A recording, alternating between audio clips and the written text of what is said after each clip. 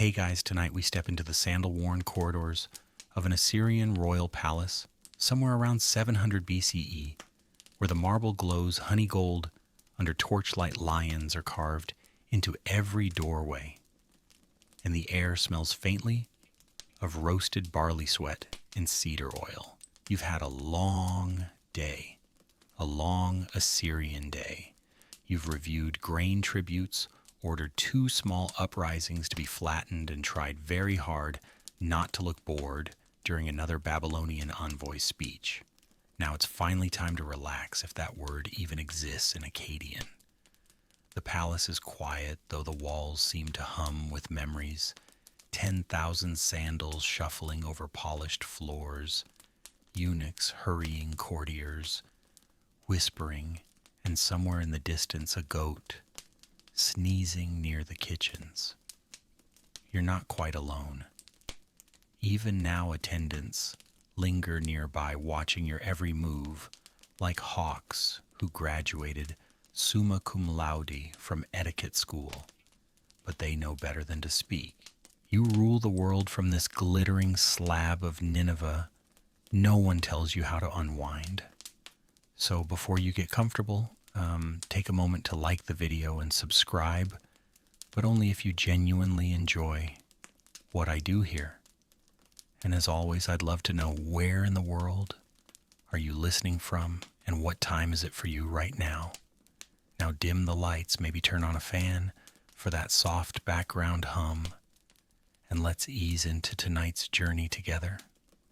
You walk slowly across a corridor lined with alabaster panels, the type that show you spearing lions or beheading rebels, standard decor. But now the vibe shifts. Ahead, the light softens. A servant bows low and pulls aside a heavy curtain embroidered with lapis and gold thread.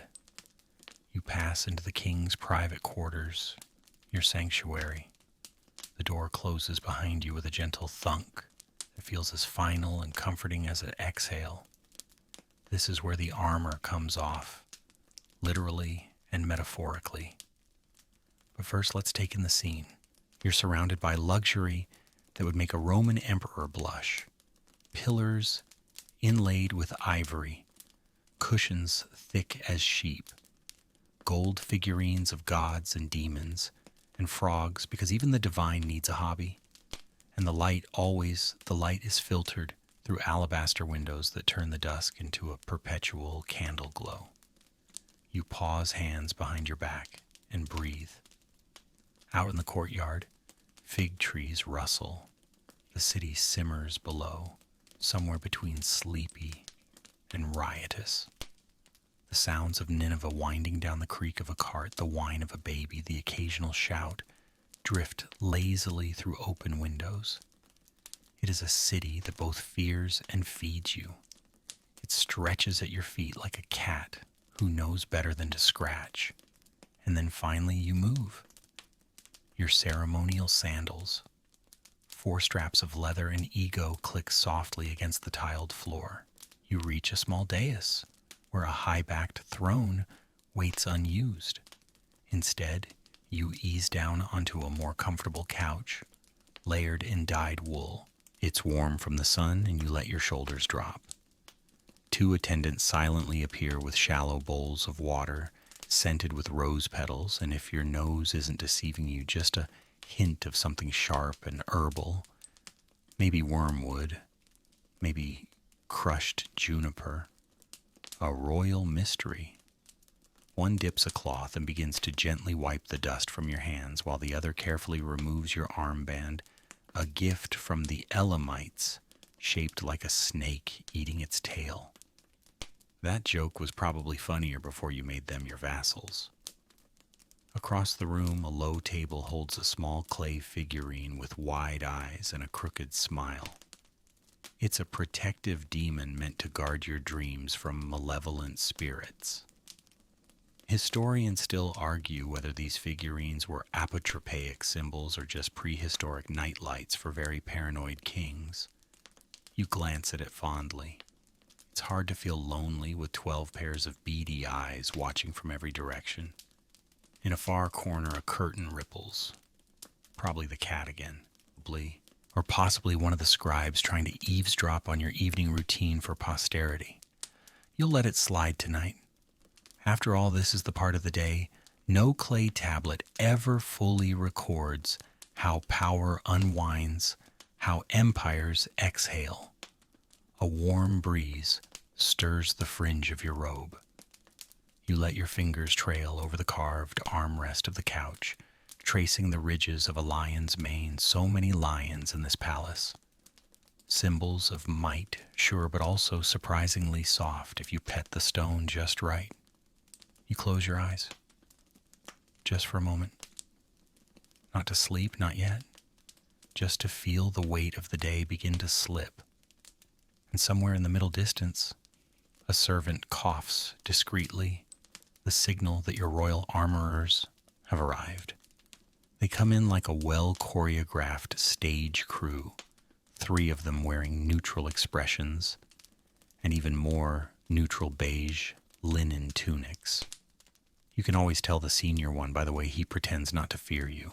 He steps forward first, arms out in a practiced gesture that says, "Let's get that terrifying armor off, Your Majesty, and maybe no one loses a hand today."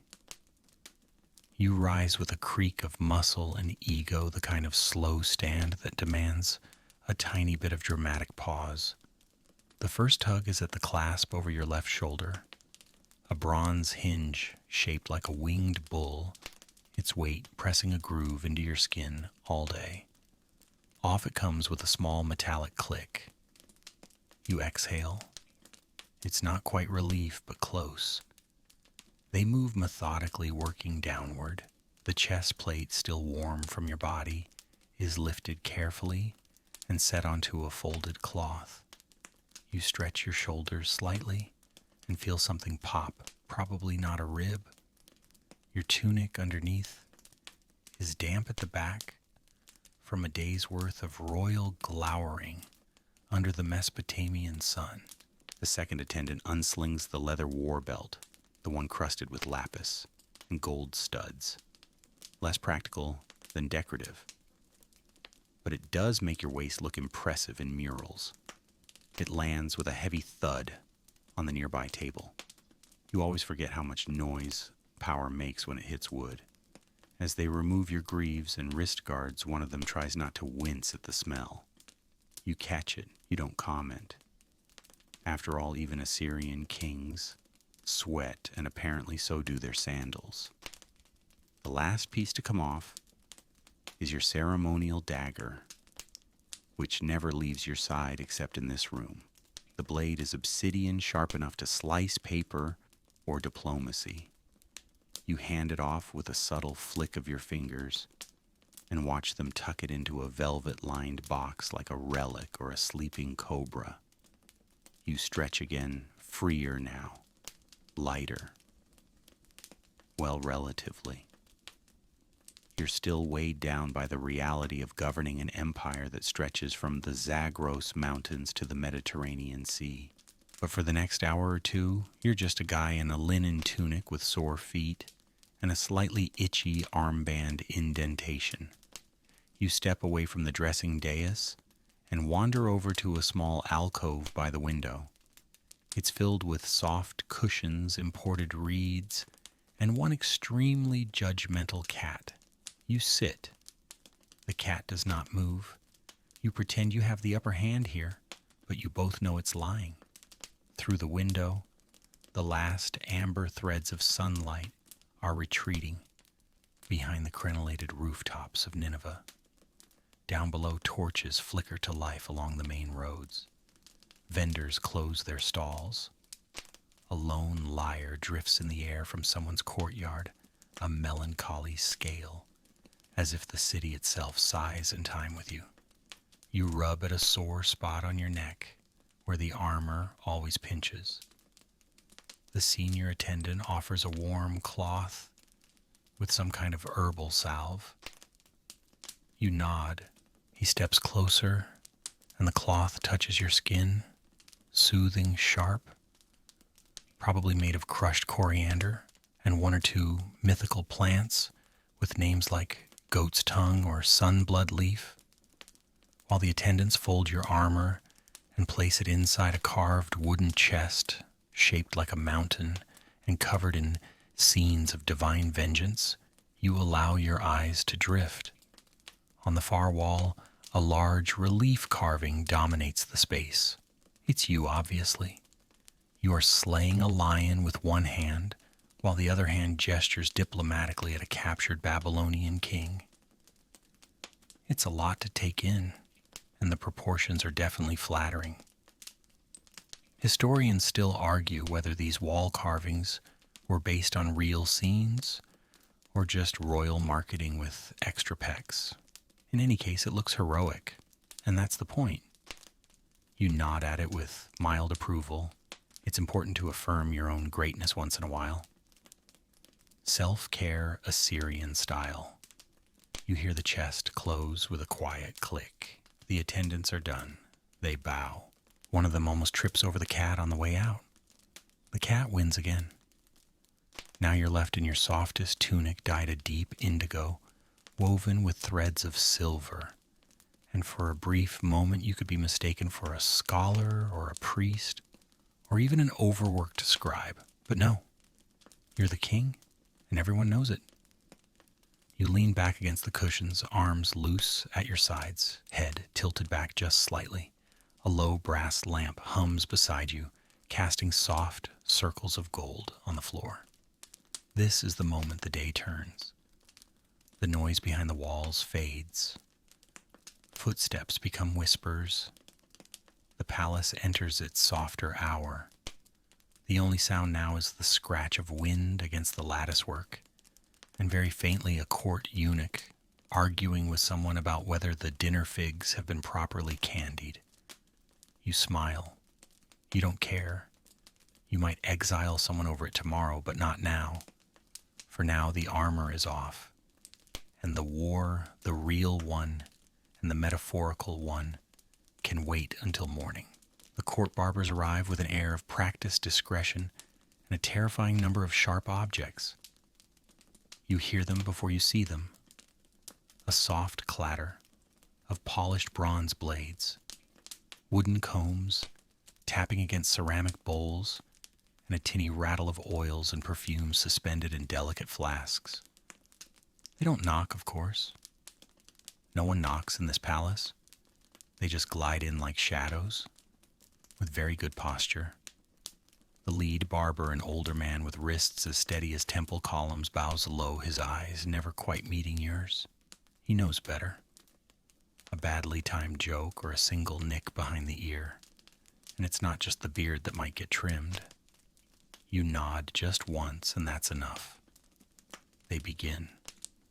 Warm water is poured gently over your scalp.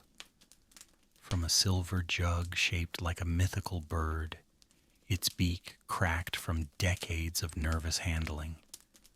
The sensation is unexpectedly pleasant, soothing in a please don't drop boiling water on my face kind of way. Steam rises, mingling with the herbal scent of mint and something vaguely citrusy. Maybe citron imported from Cyprus, maybe whatever was cheapest at the market this morning.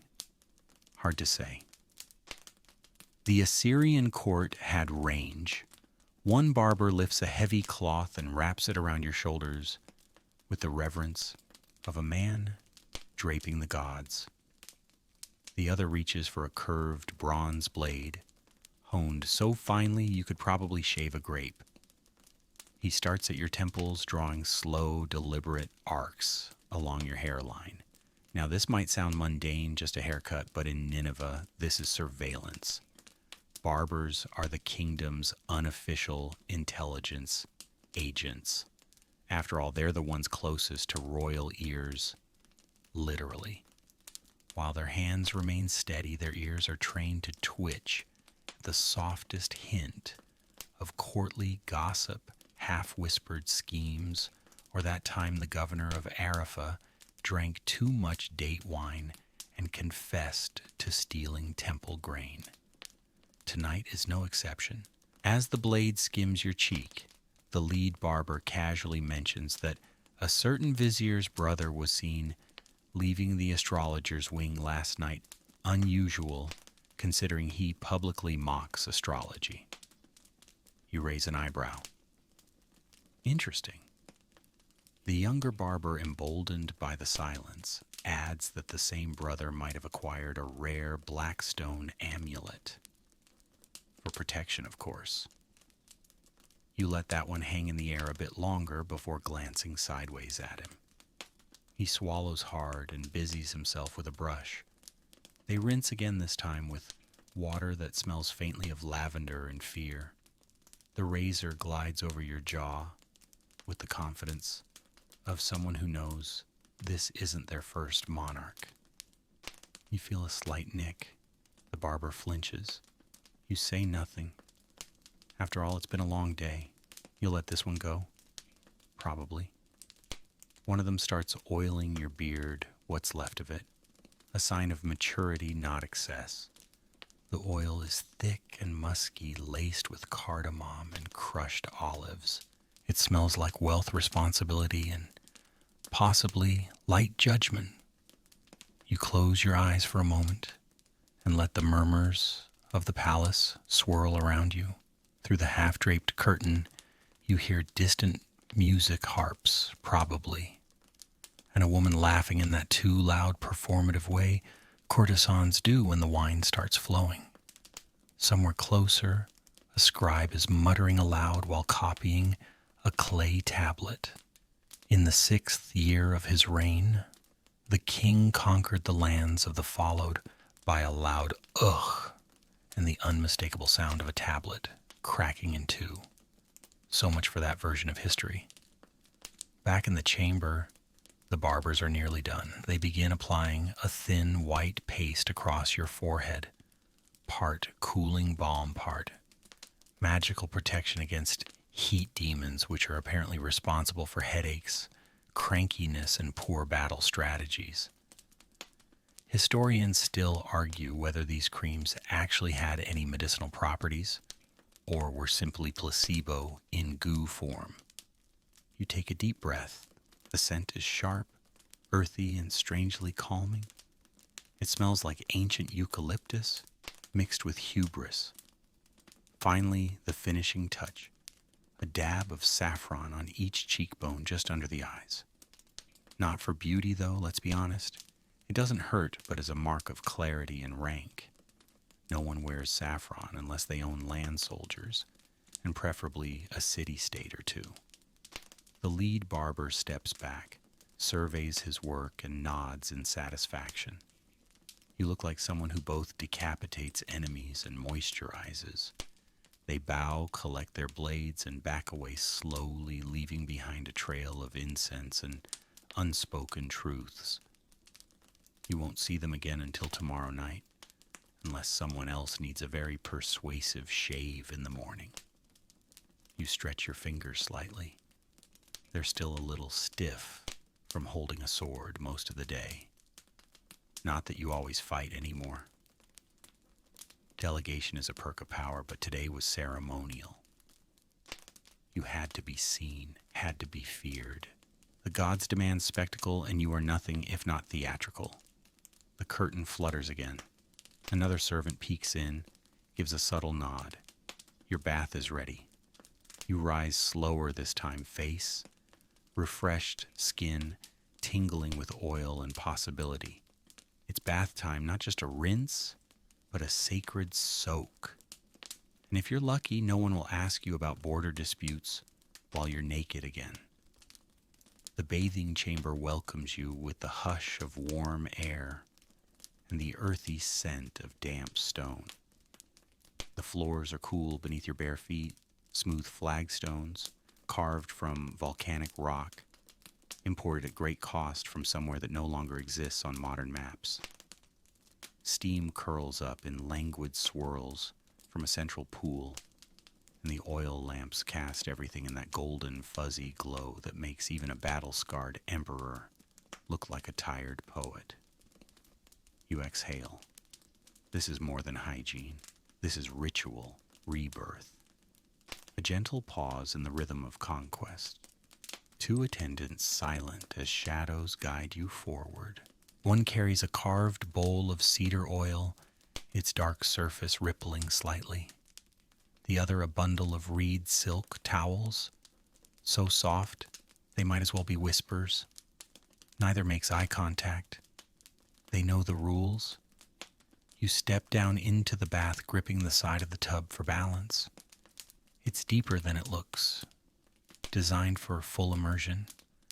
The water hugs your skin warm enough to coax the tension from your spine, but not so hot that it fogs the mind.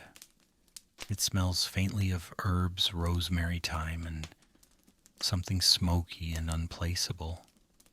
Could be frankincense, could be burned beetle shell. You've stopped asking. A breath escapes you without permission. It's a long one, the kind that's been waiting behind your ribs since sunrise. You sink in further. Your muscles begin to loosen. Shoulders roll back. Neck relaxes. You float for a second, eyes closed, feeling the weight of the empire drift outward, carried away by the softly shifting water. This bath, of course, is no random puddle. It was designed by temple engineers, who apparently consulted both priests and astronomers on the optimal depth and directional alignment. The idea was to reflect cosmic order, or possibly just to impress visiting dignitaries. Historians still argue whether these palace baths were spiritual centers or glorified hot tubs with a political budget. One of the attendants approaches with a copper ladle, its handle shaped like a gazelle. He pours the first cascade of cedar oil over your head, starting at the crown and working slowly downward. It's thick and luxurious, coating your scalp and shoulders like liquid sun. The scent is deep forest and fire, simultaneously grounding and vaguely intoxicating. You don't flinch when it hits your face. You're used to it. This isn't your first cedar oil rodeo. The next few minutes pass in silence, except for the soft splash of water, the occasional clink of a ladle against stone, and your own slow, rhythmic breathing. Somewhere above water trickles from a carved spout shaped like a lion's mouth. You watch it for a while. It's oddly hypnotic. Another bowl is brought forward, this one containing a scrub made from crushed date pits, ground almonds, and something gritty enough to exfoliate both skin and shame. You extend one arm lazily. The attendant begins the gentle circular motions, starting at your wrist and working up toward the shoulder. You wince once, maybe twice. Beauty is pain, even in Nineveh. The scrub continues chest, back, legs, always with quiet precision. You say nothing, but you're already plotting minor administrative rewards for this level of competence. A goat, maybe, or a tax break. Across the room, a brazier crackles softly. Beside it sits a small clay idol, Ishtar, goddess of love and war, depicted mid-wink. She's half melted from years of bath steam, but still manages to exude power. You give her a small knowing nod. She gets it. She probably invented this whole divine spa concept. You reach for the soap block carved from animal fat and laced with juniper resin and begin lathering your chest. The suds slide down your arms, slick and fragrant, pooling on the water's surface like silk threads. You swirl them absently with one hand, tracing idle spirals. This is the moment right here, the breath between ruling and resting. When your body remembers, it's human, not just a symbol on seals and tablets. When the bruises from ceremonial chariot rides start to fade. When your spine recalibrates after 12 hours of sitting like a god in uncomfortable chairs. The bath isn't just indulgence, it's diplomacy.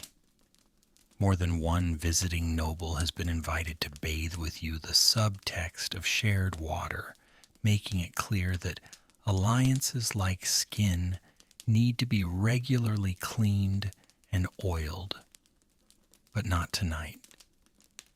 Tonight is for you alone. You dip your head beneath the water one last time. Silence wraps around your ears like velvet. It's darker down here, warmer womb-like. For just a few seconds, you are no king, no conqueror, just breath and bone, and the gentle thud of your own heartbeat. You surface slowly, blinking water from your lashes. The attendants rush forward with warm towels and cautious hands. They pat you dry, not rub, not scrub, just soft, reverent dabs, like you're a particularly fragile statue. Your skin glows slightly from the oil. You smell like half a forest and half a spice market. You feel, dare you say it, relaxed. The bath is over, but the night is just beginning. You shuffle back into your receiving chamber, wrapped in soft linen, feeling vaguely like a dignified raisin, warm, wrinkled, and slightly fragrant.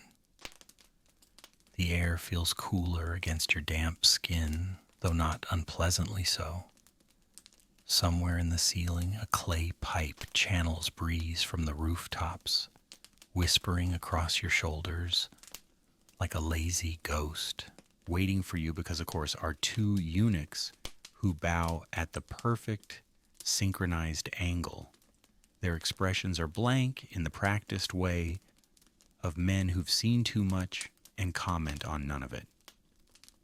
One gestures wordlessly to a long cushioned bench near the center of the room, directly beneath a massive wall, relief depicting you slaying a lion again.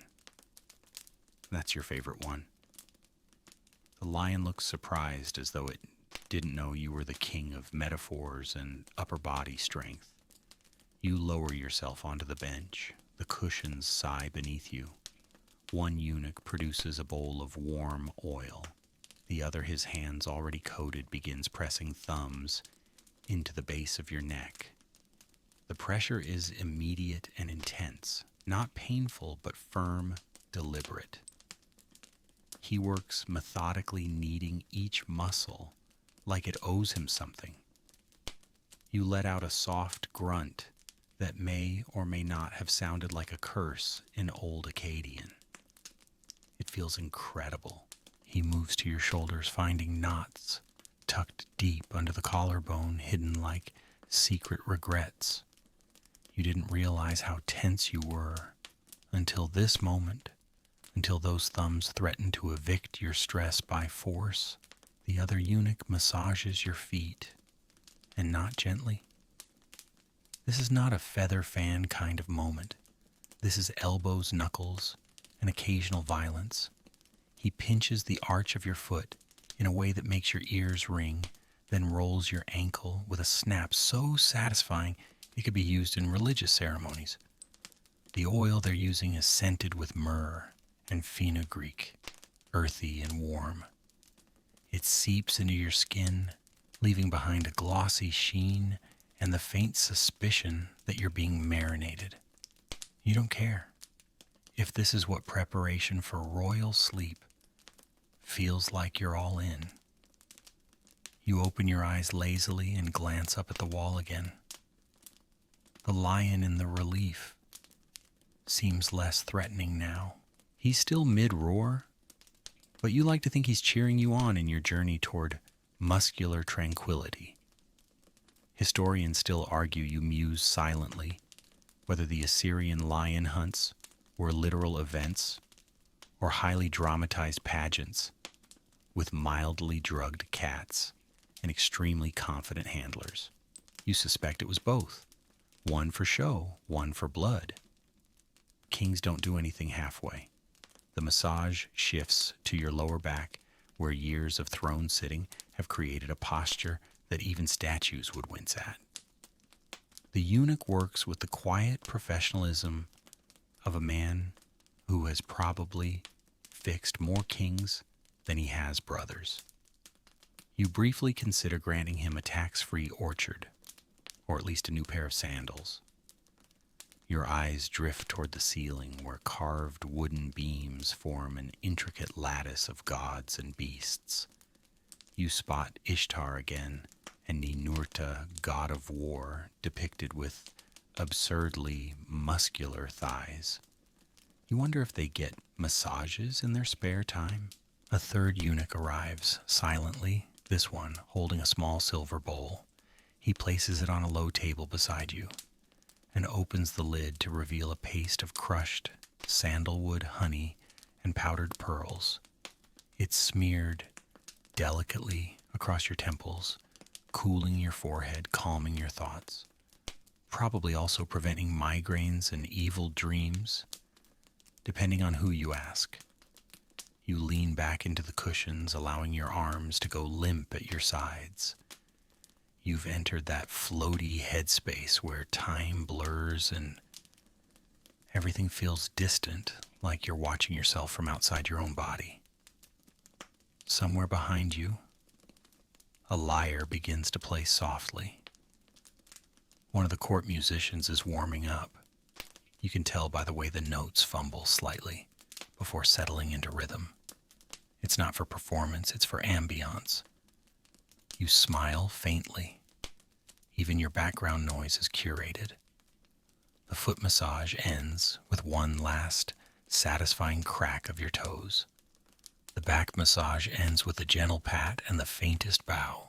The eunuchs retreat without a word, leaving you slick, serene, and briefly boneless. You sit in silence for a while. It's quiet here, except for the music and the wind chime rustle of hanging beads by the door.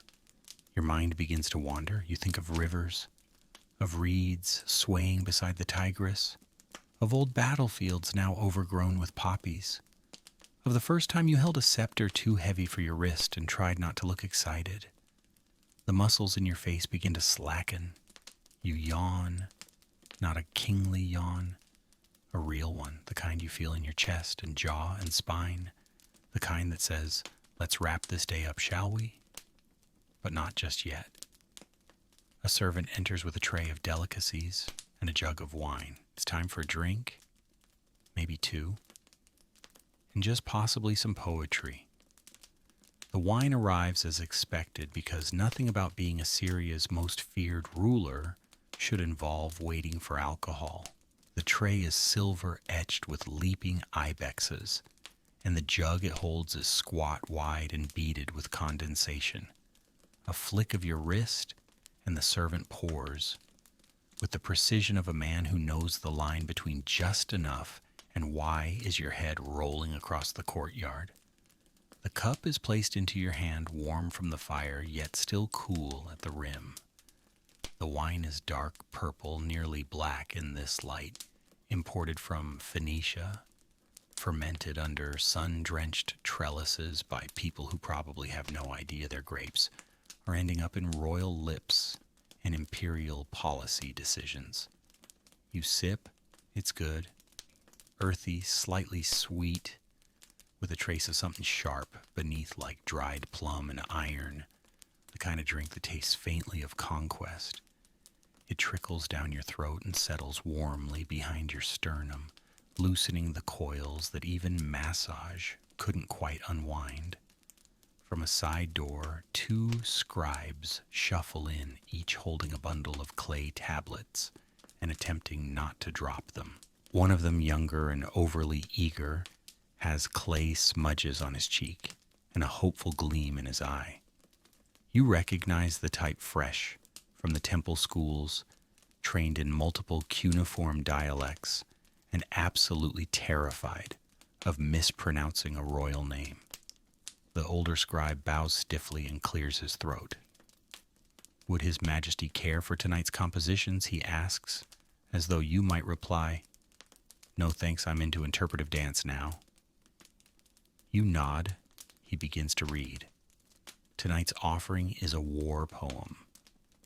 Because of course it is. There are love poems too, but they tend to be read in the women's quarters or during fertility festivals involving too much barley beer and not enough boundaries. The poem is titled "Storm at the Gate."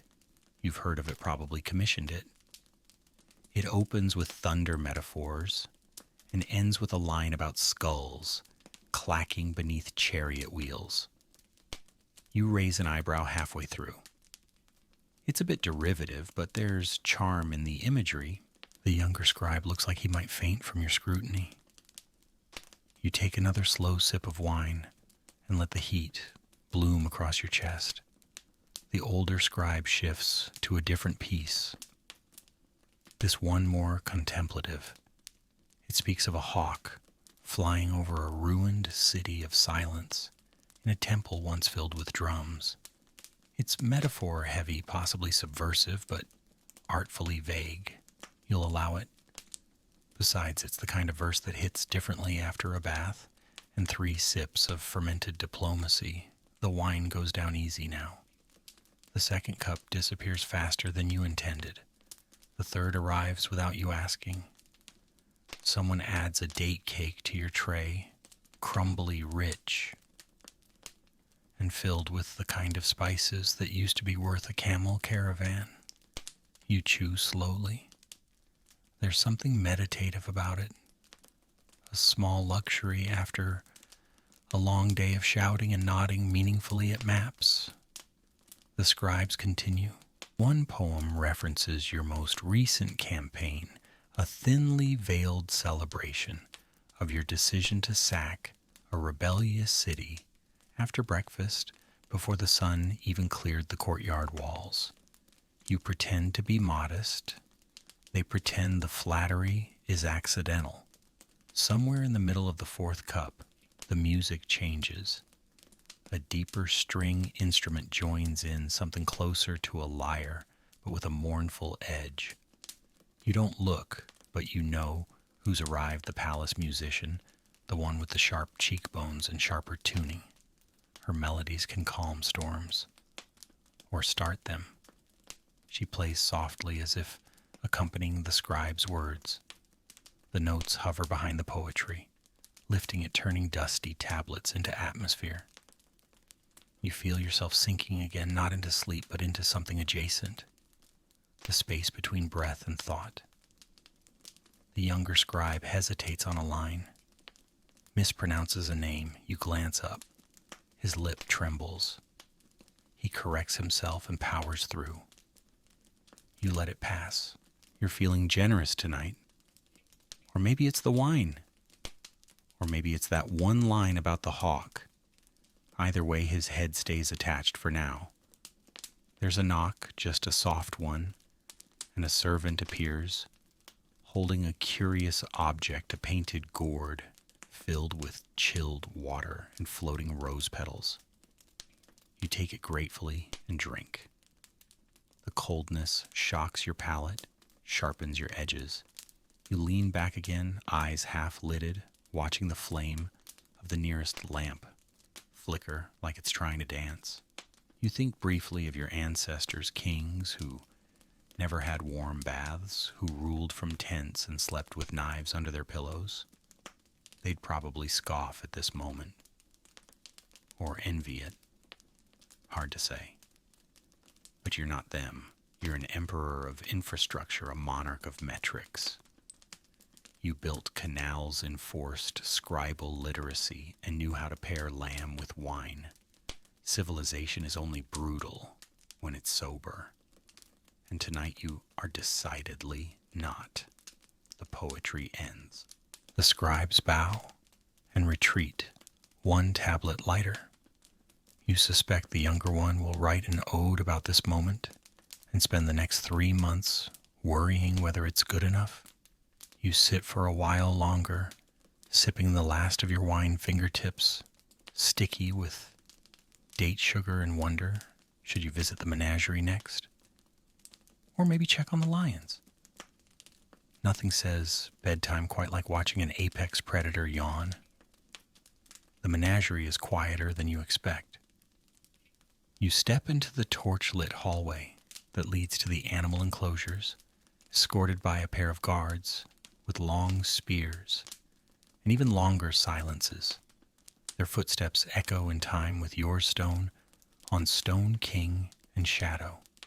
The air grows warmer as you descend, tinged with the faint scent of straw musk and something wild that no perfume could ever mask. You don't keep animals out of whimsy. No, these creatures are not pets. They're symbols, status, power, the divine order caged and obedient. To rule beasts is to show the gods you're not afraid of their other creations. And also, frankly, they're fun to show off when foreign dignitaries arrive with their chins held too high. At the first enclosure, a lion stirs. You pause, leaning against the carved stone ledge that separates you from a great male beast, sprawled on a cushion of reeds. He glances up at you with eyes like molten copper, then yawns a long, theatrical yawn filled with teeth and indifference. He doesn't fear you, not really, but he understands you. There's a quiet contract between kings. You watch each other for a long moment. Then he goes back to sleep. A servant appears beside you holding a clay bowl of raw lamb cuts, sprinkled with crushed garlic and something pungent. You toss a piece lazily into the pen. The lion doesn't move. Another piece. Still nothing. The third piece lands closer. Now he lifts his head, sniffs the air with disdain, and finally pads over with the reluctant grace of someone doing you a favor. He eats, slowly. Eyes on you. A game of dominance no one's keeping score in anymore. You smirk. It's enough. Further down the corridor you pass the monkey cages. That's where the real chaos lives. Tiny chattering beasts with sticky fingers and no manners. They shriek when they see you swinging between ropes and bamboo poles, flinging half-eaten figs with reckless glee. One of them mimics your walk. You narrow your eyes. The guards chuckle just once and then immediately silence themselves. You'll allow it. The mimicry is accurate, and if nothing else, it keeps the monkey entertained and the court sculptors humble. Next are the deer, graceful, spindly-legged, and slightly terrified of everything. They huddle in corners, occasionally nibbling dried flowers from the stone troughs. They were gifts, of course, tributes from some mountainous province you conquered years ago. The message was simple. Take these gentle creatures and don't return to burn down our granaries. You kept them because they're beautiful and because feeding deer feels much better than feeding resentment. Near the back of the menagerie, the truly bizarre creatures dwell. A giraffe or something suspiciously like one paces slowly behind a tall screen. Its long neck sways like a reed in wind, and its ossicone horns bob gently with each step.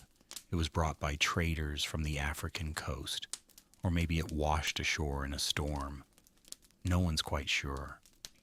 Historians still argue whether the Assyrians truly encountered giraffes, or whether what you're looking at is just a very tall, very confused antelope on stilts. Either way, it makes for excellent conversation at royal dinners. You approach the enclosure, and the giraffe blinks at you, slowly chewing something that might have once been an apricot. It seems unimpressed. That's fine. You get enough adoration from humans. One of your priests once suggested that keeping so many animals under your roof might offend the gods, that beasts should run free under the open sky. You responded by building a larger enclosure and carving a relief of the priest being trampled by a camel. Artistic exaggeration, of course. Probably. You reach the crocodile pen last. It's smaller, wetter, and smells strongly of stagnant water and ambition. The crocodile is asleep or pretending to be. It floats half submerged, one eye just barely above the surface. You remember the time someone suggested using crocodile dung as sunscreen. You also remember executing them. Still, the creature has a certain charm. Patient, quiet, capable of sudden life-altering violence. You respect that. A guard offers to prod it awake with a long stick. You wave him off.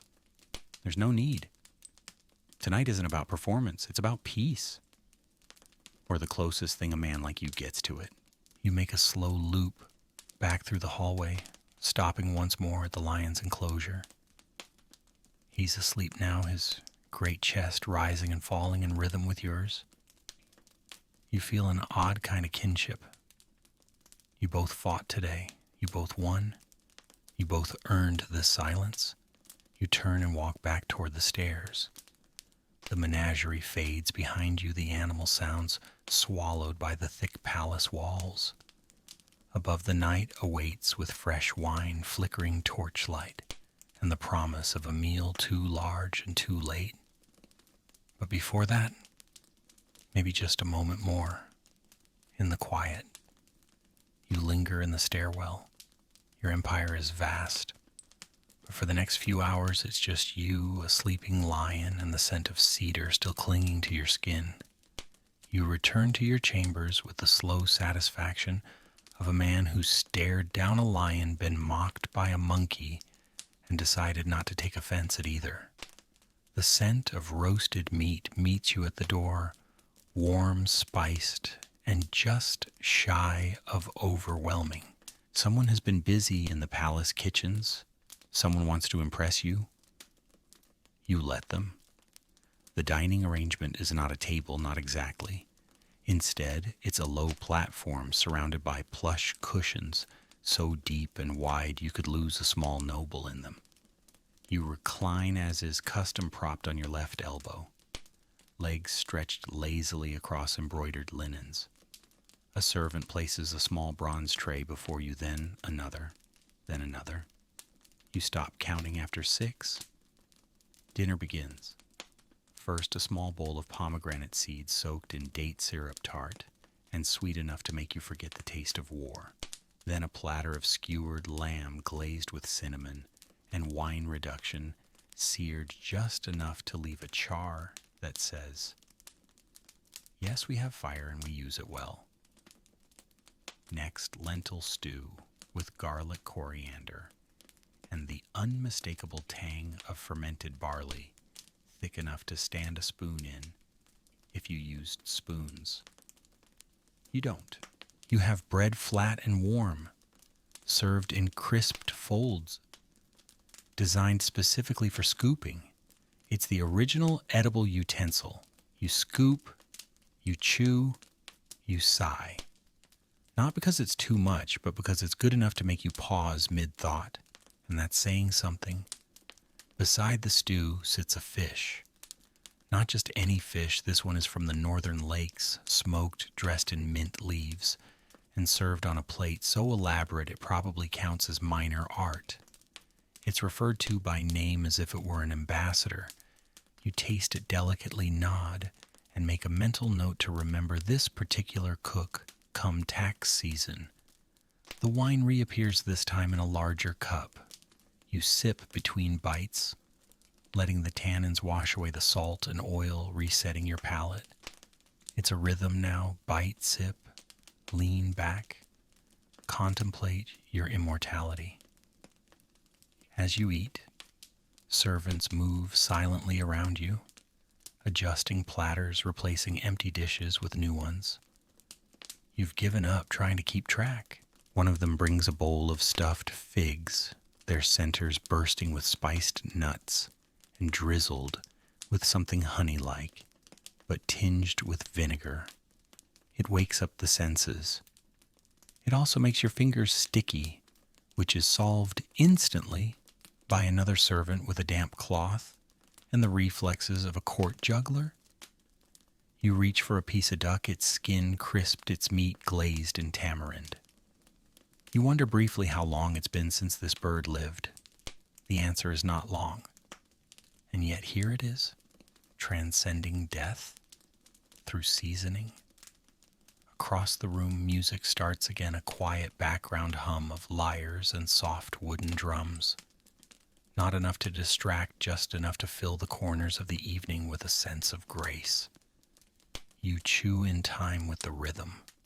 It's the most coordinated you've felt all day. Now comes the rice, a mound of it scented with saffron, dotted with raisins and almonds.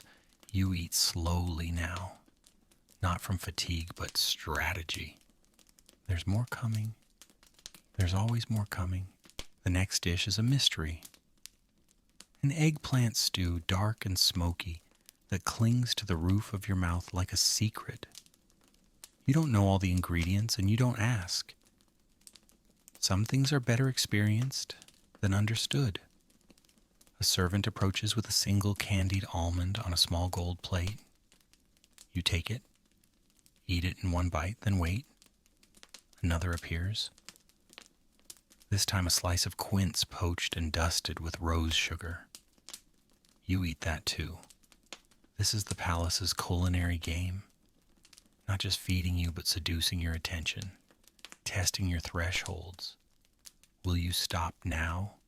Will you ask for more? The kitchen staff are probably placing bets in the back corridors. You don't stop, but you do slow.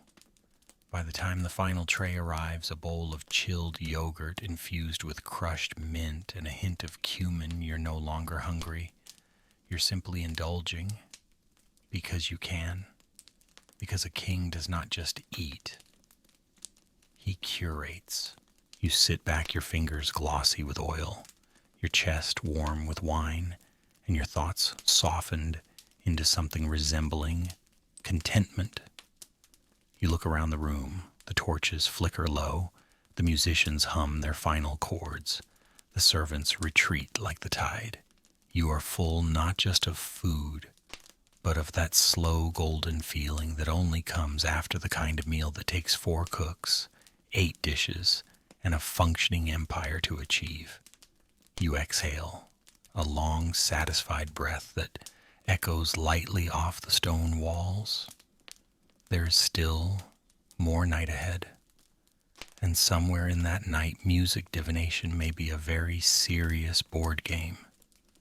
But for now, you rest your hand on your belly, close your eyes for a few seconds too long, and wonder how anyone survives being this well-fed and this all-powerful at the same time. You awaken not from sleep, but from that food-induced daze where time melts like butter on barley cakes. The world is soft around the edges. Your belly is full, your fingers are sticky, and your brain is somewhere between a yawn and a memory. That post-feast haze settles in like a friendly fog. A servant coughs discreetly from the doorway, just loud enough to signal that the next act of your royal bedtime symphony is ready to begin. It's time for the harp girls. They enter with practiced delicacy, all trailing sleeves and darting eyes like birds who've learned to perch on the edge of power without tipping the branch. 4 of them tonight, 3 carrying instruments, 1 clearly just there to hold her breath and hope she doesn't get noticed. Their feet make almost no sound on the polished tiles, and yet you hear everything: the jangle of bronze bracelets, the creak of tightened harp strings, and the faint rustle of nerves. You settle deeper into your reclining cushion wine, still cradled in your hand, like a half-formed thought. A glance is all it takes. They bow as one, trembling slightly, then arrange themselves in a crescent before you. The tallest girl tunes her harp with one hand, while using the other to wipe a bit of sweat from her brow. A low, tentative note slips into the air, and the room exhales with her. They begin to play. The first few notes are cautious, careful, like someone walking through a room full of sleeping lions, which, to be fair, is not that different from your actual court. The melody unfolds slowly, a spiraling tune with a lullaby's rhythm, but a poet's melancholy. It's delicate, almost fragile. You let it wash over you like warm water. Then a surprise, one of the harpists starts to sing. Her voice is high and reed thin, trembling just slightly as it settles into the old Assyrian verse. He who commands the storm rests beneath the stars. His breath stirs the barley. His silence splits stone. You've heard this one before. It was written for your grandfather. You had it performed at his funeral, then banned it for a decade because it made you feel something inconvenient. Now it's back reborn as part of the nightly rotation. The musicians probably think you've forgotten the ban. You haven't, but you're in a generous mood. The girl with the lyre joins in, layering gentle harmonics under the vocals. Their coordination is impressive. You suspect they've rehearsed this for weeks. They probably whispered through cracked temple walls, practiced at midnight, argued about tempo like it meant life or death, which in this palace it sometimes does. Their fingers dance across the strings. The music becomes fuller now, more confident, like they've decided you're not going to execute them for a wrong note, a risky assumption. Admirable. You sip your wine again just once and let your eyes drift across the ceiling. Above you, the painted constellations shimmer in the torchlight. Some priest artist from long ago decided that the night sky needed more muscle. Taurus looks like he could wrestle a god. Orion appears to have abs. Even the moon is flexing. It's beautifully absurd. One of the musicians breaks from the composition and begins to improvise. A small flourish, a slide, a trill that doesn't belong to any written song. You raise an eyebrow. Bold.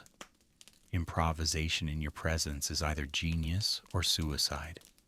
She catches your glance and falters, but only for a beat, then continues weaving her rebellion back into the melody like it had always been there.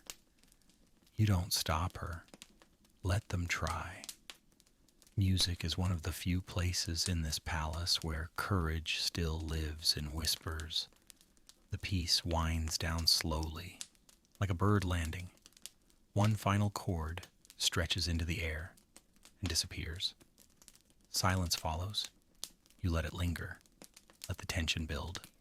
Then one clap, a single deliberate sound that makes the four girls flinch in perfect unison. You see the relief in their shoulders as they bow deeply. One of them exhales so hard she nearly tips over her instrument. Another stifles a sob that might be joy or sheer exhaustion. You gesture to a servant who appears instantly with a platter of candied figs, apricots, and small honey cakes shaped like temple bells. The musicians are handed their reward without a word. The youngest hesitates should she take one. You meet her gaze just briefly, and she does. Good choice. They vanish back through the side door, and the silence that remains is thick and satisfying. The music lingers in your chest, even as the players disappear. There's something about harp strings. They don't stop vibrating just because the room falls quiet. You shift your weight and rise joints, cracking gently. The day has been long, the meal longer, and the melody just enough to loosen whatever tightness the massage didn't fully undo. You walk slowly toward a side chamber. Not the bedroom, not yet. There's one last tradition tonight. A ritual as old as empire, older than poetry. A board game. But not just any board game. You're going to play the royal game of It's carved into history in ivory, half strategy, half superstition. A game where fate rolls the dice, but your pride makes the moves.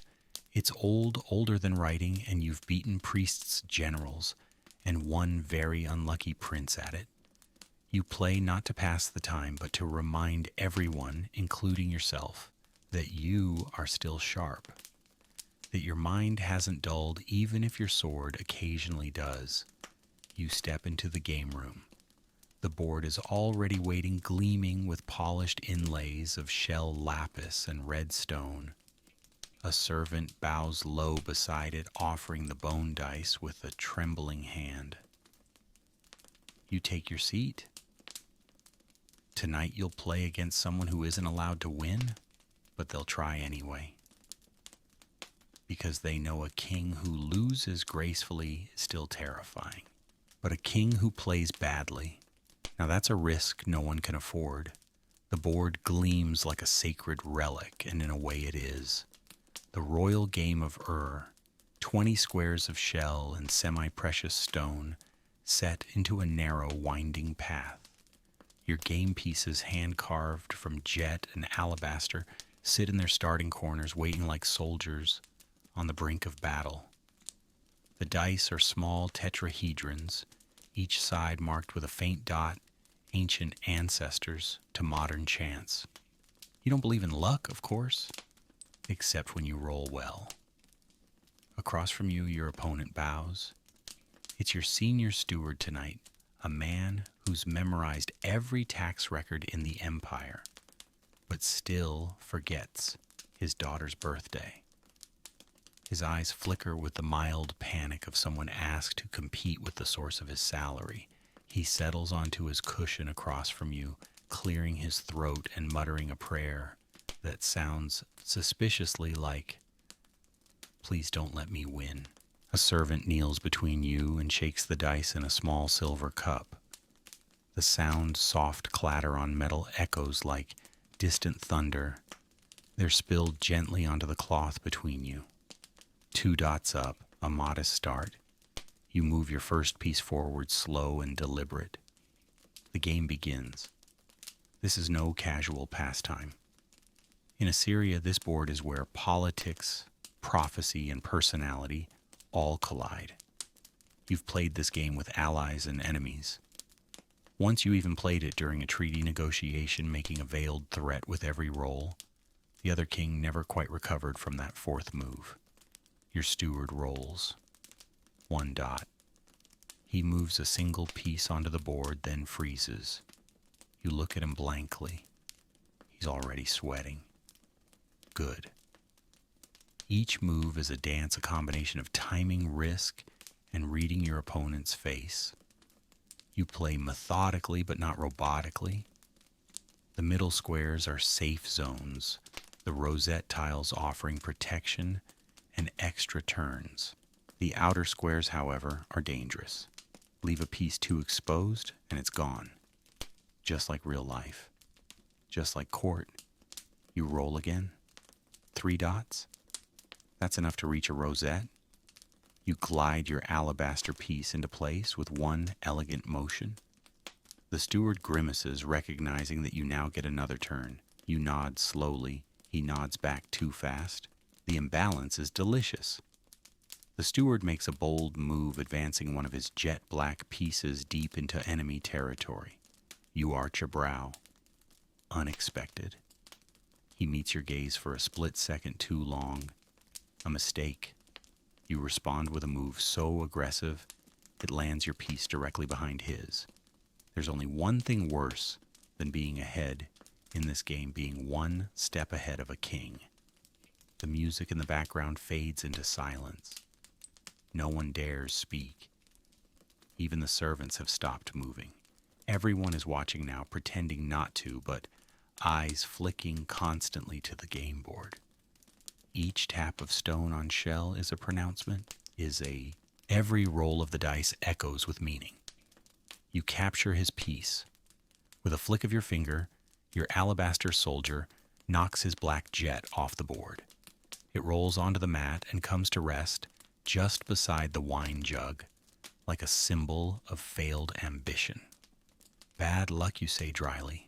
The steward forces a smile. Indeed, your majesty. But you both know it wasn't luck. You reach for the dice again. They tumble from the silver cup, 4 dots. Perfect. A rosette again. Another move. The crowd of invisible observers tenses. You could end this soon. You could wipe him off the board in 5 turns if you wanted to. But that would be poor sport. So you pause.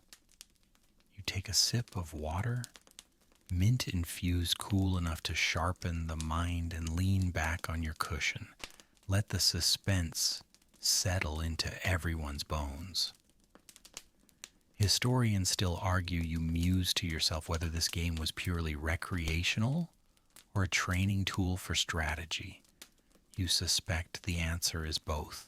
Like most things in Empire, it's entertainment soaked in consequence. The steward makes a defensive play, blocking a key rosette. Clever. You nod slightly. He's not a fool. That's why you haven't replaced him with someone younger and less sweaty. The game stretches on turn after turn, a slow, winding dance of pieces gliding forward, falling back, getting captured, being resurrected. It's a cycle. Predictable. Brutal. Beautiful. You've always loved that about this game. Somewhere in the middle of your 6th roll, you notice that you've relaxed. Genuinely. Your shoulders are looser. Your jaw isn't clenched. You're enjoying yourself. You lose 1 piece. Just 1. But it stings. The steward hides his grin behind a sip of date wine. You allow it? He's earned that tiny flicker of satisfaction. It will make your eventual victory taste better. The final stage comes quickly. You have 3 pieces closing in on the end squares. He has only 1. The air is still. Even the oil lamps seem to burn slower, as if they know the end is near. You make the last move. Your final piece lands in the final square, a rosette. It fits with a satisfying click, like the door of a treasure chest closing. The game is over. You win. You always do. The steward bows lower than before. Fine match, he says, voice steady, but just this side of trembling. It was you reply already, forgetting his name. A servant collects the pieces, careful not to mix them. The board is folded shut and taken away. Another ritual completed. Another night deepened. You rise slowly. Your body aches, just enough to remind you that even gods feel gravity sometimes. You stretch, roll your shoulders, and glance toward the long hallway that leads to the dream interpreter's chamber. But that comes later. For now, you linger. The game lingers too. A dance of strategy and silence, now folded in shell and shadow, waiting for the next night, the next victory, the next story to be written in quiet moves and quieter triumphs. You leave the game room slowly, one hand trailing along the cool stone wall, as if the game still clings to your fingertips. The steward is gone. The board is gone. But the weight of the last move, its silence, its finality, still sits behind your eyes like an echo. Games are strange that way. They pretend to be simple, but they're where you reveal everything. How you hesitate, how you retaliate, how you win without gloating or don't. The hallway leads you toward the eastern wing of the palace, where the walls are carved not with lions or soldiers, but with stars, moons, and strangely human-faced gods. This is the domain of the diviners, men who read meaning into smoke, women who speak to gods in their sleep. A priest once told you that dreams are just the gods whispering sideways. You're not sure that's true, but you've still never ignored a dream that felt like thunder. Your chamber is dim, lit only by oil lamps nestled in wall niches. The walls are painted deep indigo, and the ceiling mimics the sky, white dots for stars, a crescent moon in silver leaf, and constellations labeled in faint curling Akkadian. It smells of myrrh, burnt cedar, and crushed fig leaves. Tonight your dream interpreter is waiting. He's old impossibly, so his skin the color of weathered parchment and his eyes clouded with cataracts that somehow don't stop him from seeing things no one else can. He sits cross-legged on a mat near a bronze brazier, a clay tablet resting in his lap, stylus poised. Another servant enters behind you carrying a folded sheepskin and what looks like a slightly deflated goat bladder. You raise an eyebrow. He shrugs. Must be one of those nights. You recline on a couch built low to the ground, its cushions stuffed with wool and smelling faintly of lavender. A bowl of cold water is brought to you along with a strip of linen soaked in something mentholated. It's laid across your forehead, and the chill of it draws your breath out in a slow, soft hiss. The old man begins. First he asks for your dreams, not from last night, but from the last few weeks. You describe them in fragments. A burning chariot racing across a sea of sand. A bird made of stone that couldn't fly but screamed like a child. A tablet with writing that erased itself as you tried to read it. He listens, stylus tapping occasionally against the clay like a heartbeat. When you finish, he nods, once slowly, and begins muttering in a language older than empire. Not quite Akkadian, not quite anything. The brazier hisses. He drops something into it, a mix of herbs and a sliver of animal fat. Smoke rises and he breathes it deeply. You try to ignore the scent, it's sharp, bitter, and carries the faint aroma of, was that roasted onion? You decide not to ask. He turns toward a small table and lifts a bundle wrapped in linen. From it he removes a model of a liver, yes, a clay liver, etched with symbols, zones and markings. Only he understands. Actual sheep's livers were used earlier in the day, but for nighttime rituals this clay model will do. He rotates it, mutters, and taps specific parts with a bone stylus, occasionally glancing up at you with an expression that can only be described as mildly alarmed curiosity. Historians still argue you think dryly whether liver divination was genuinely believed or just a complicated way to avoid responsibility. Probably both. Then comes the star chart. He unrolls a palm-sized tablet, freshly marked with planetary alignments. You recognize Venus bright aggressive tonight. Jupiter is low.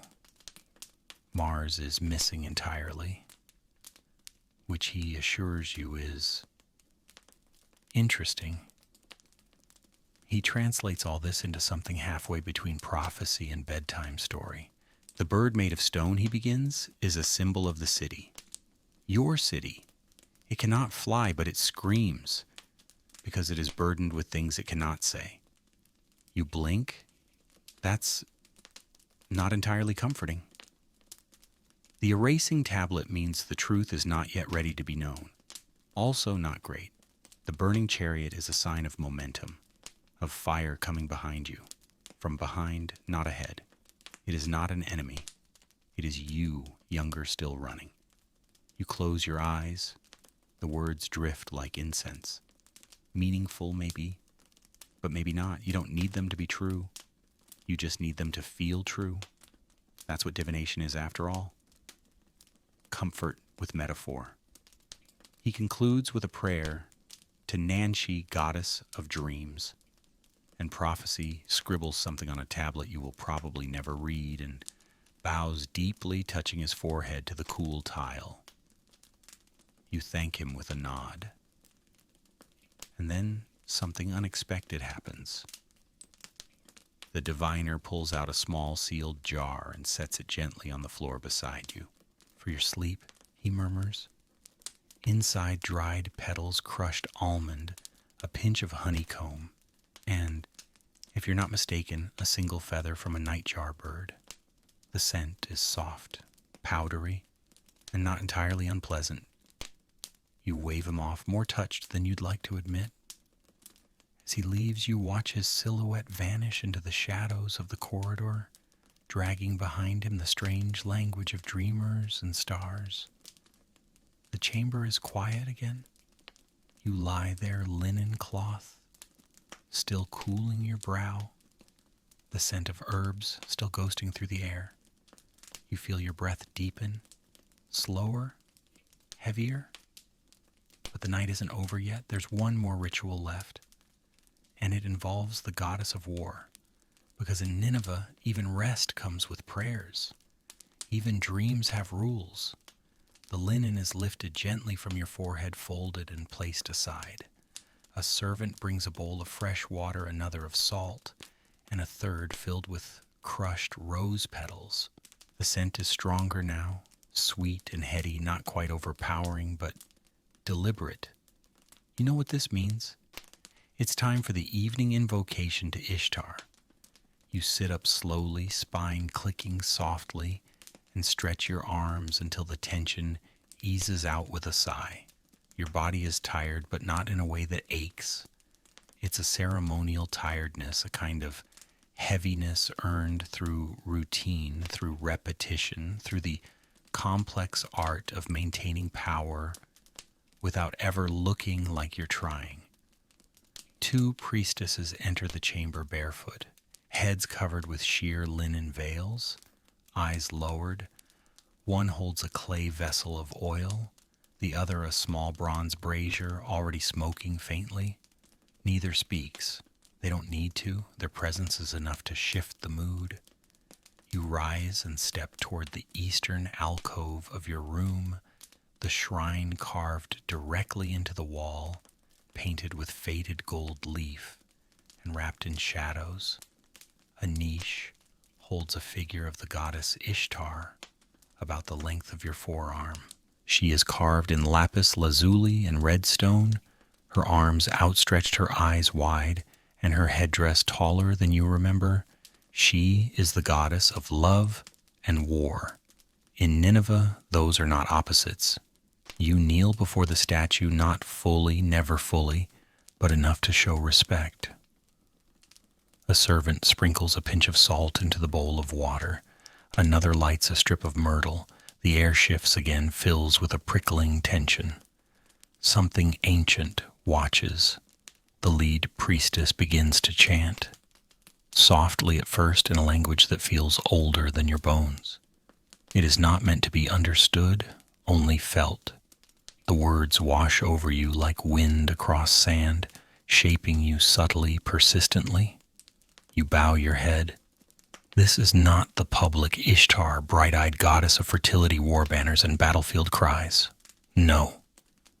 This is the Ishtar who rules sleep, dreams, shadow thoughts, the slow unraveling of memory behind closed eyes. She is powerful here in this moment. She is not gentle. The priestess dips her fingers in the rose water and anoints your temples, your eyelids, the base of your throat. The oil follows, warm and spiced, sliding down your skin in thin lines. It smells of cinnamon and cedar and some darker root you can't place. Your heartbeat slows. Then comes the offering. You raise a piece of pomegranate cut earlier, its seeds gleaming like tiny rubies, and place it on the shrine's dish. A symbolic gesture. You've given larger offerings before gold blood hole temples. But at night, in the presence of sleep's gatekeeper, simplicity is safer. You whisper a phrase under your breath. No one hears it, not even the priestesses. It's a line from a poem you heard as a child. Something about protection. Something about keeping nightmares from taking shape. The priestess circles you once with the smoking brazier. The thin trails of incense rise and spiral, dancing around your head like thoughts not yet dreamed. You close your eyes not to sleep, but to feel the shape of the air. In your mind, Ishtar speaks, not in words, not even in images, just presence, a sensation, heavy, fierce, luminous. You've known generals less intimidating, then silence.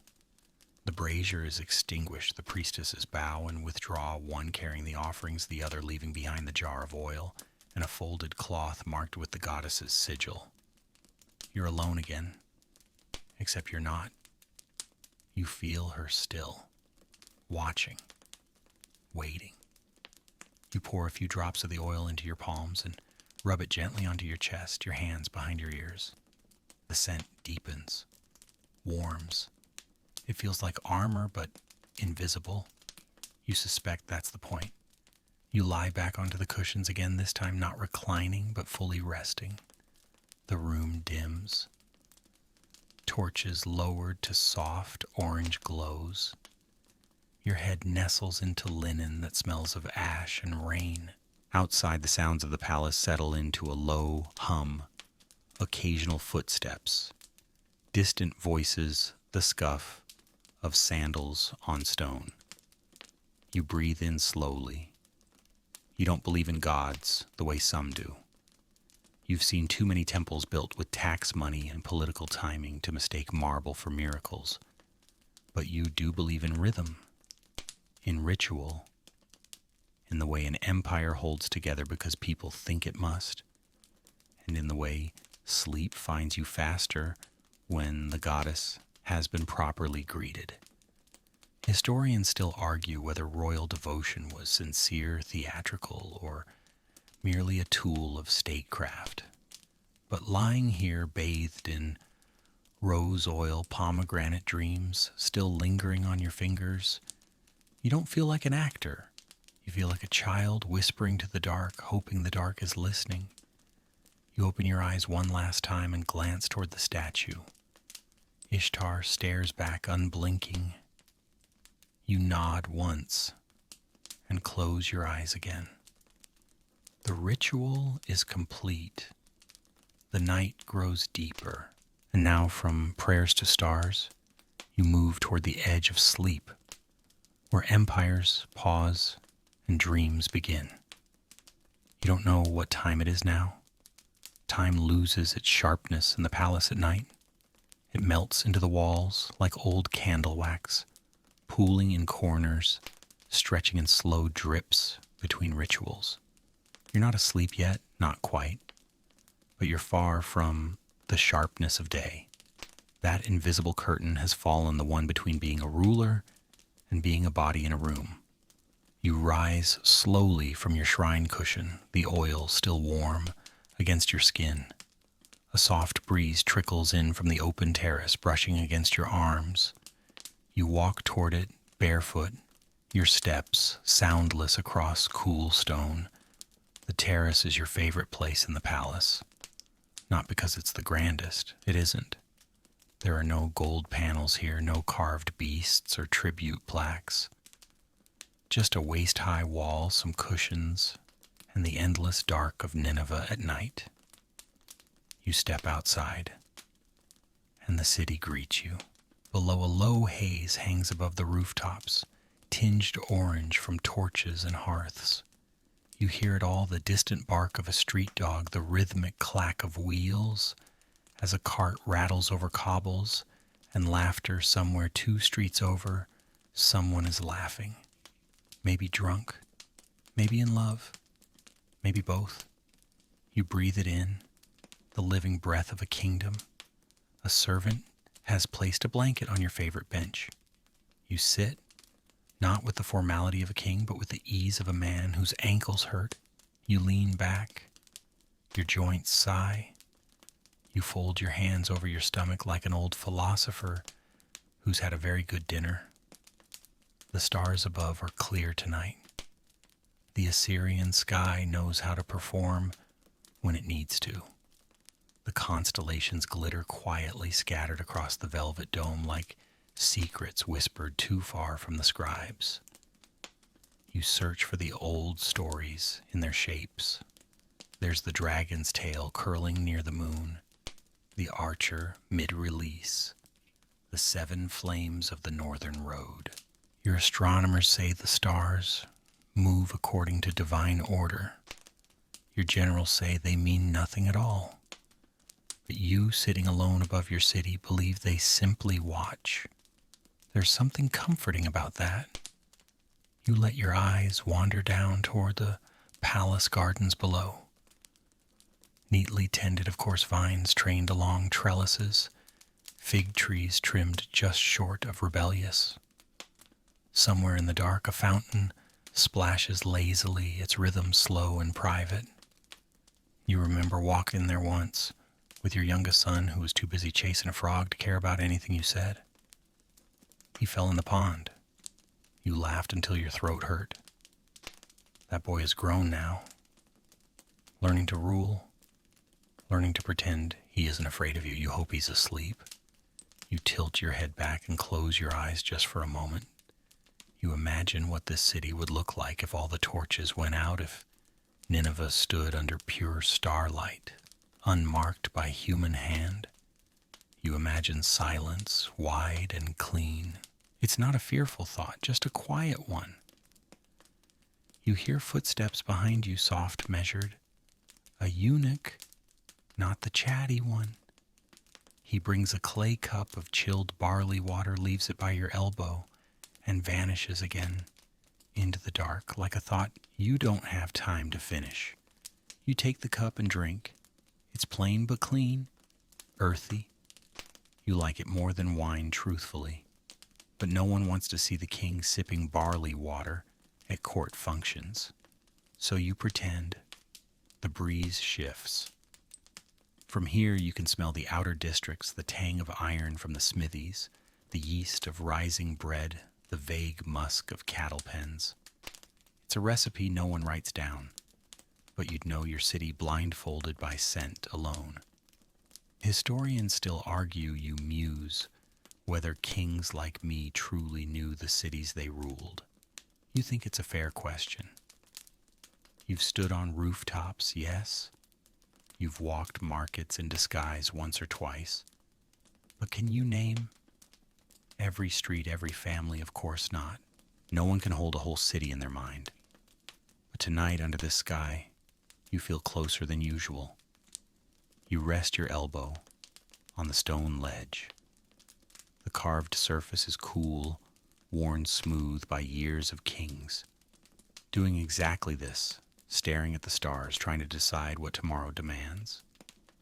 You wonder how many of them were happy. The thought doesn't linger. Instead, you focus on the rhythm of night. A bird chirps in the distance, a dog responds.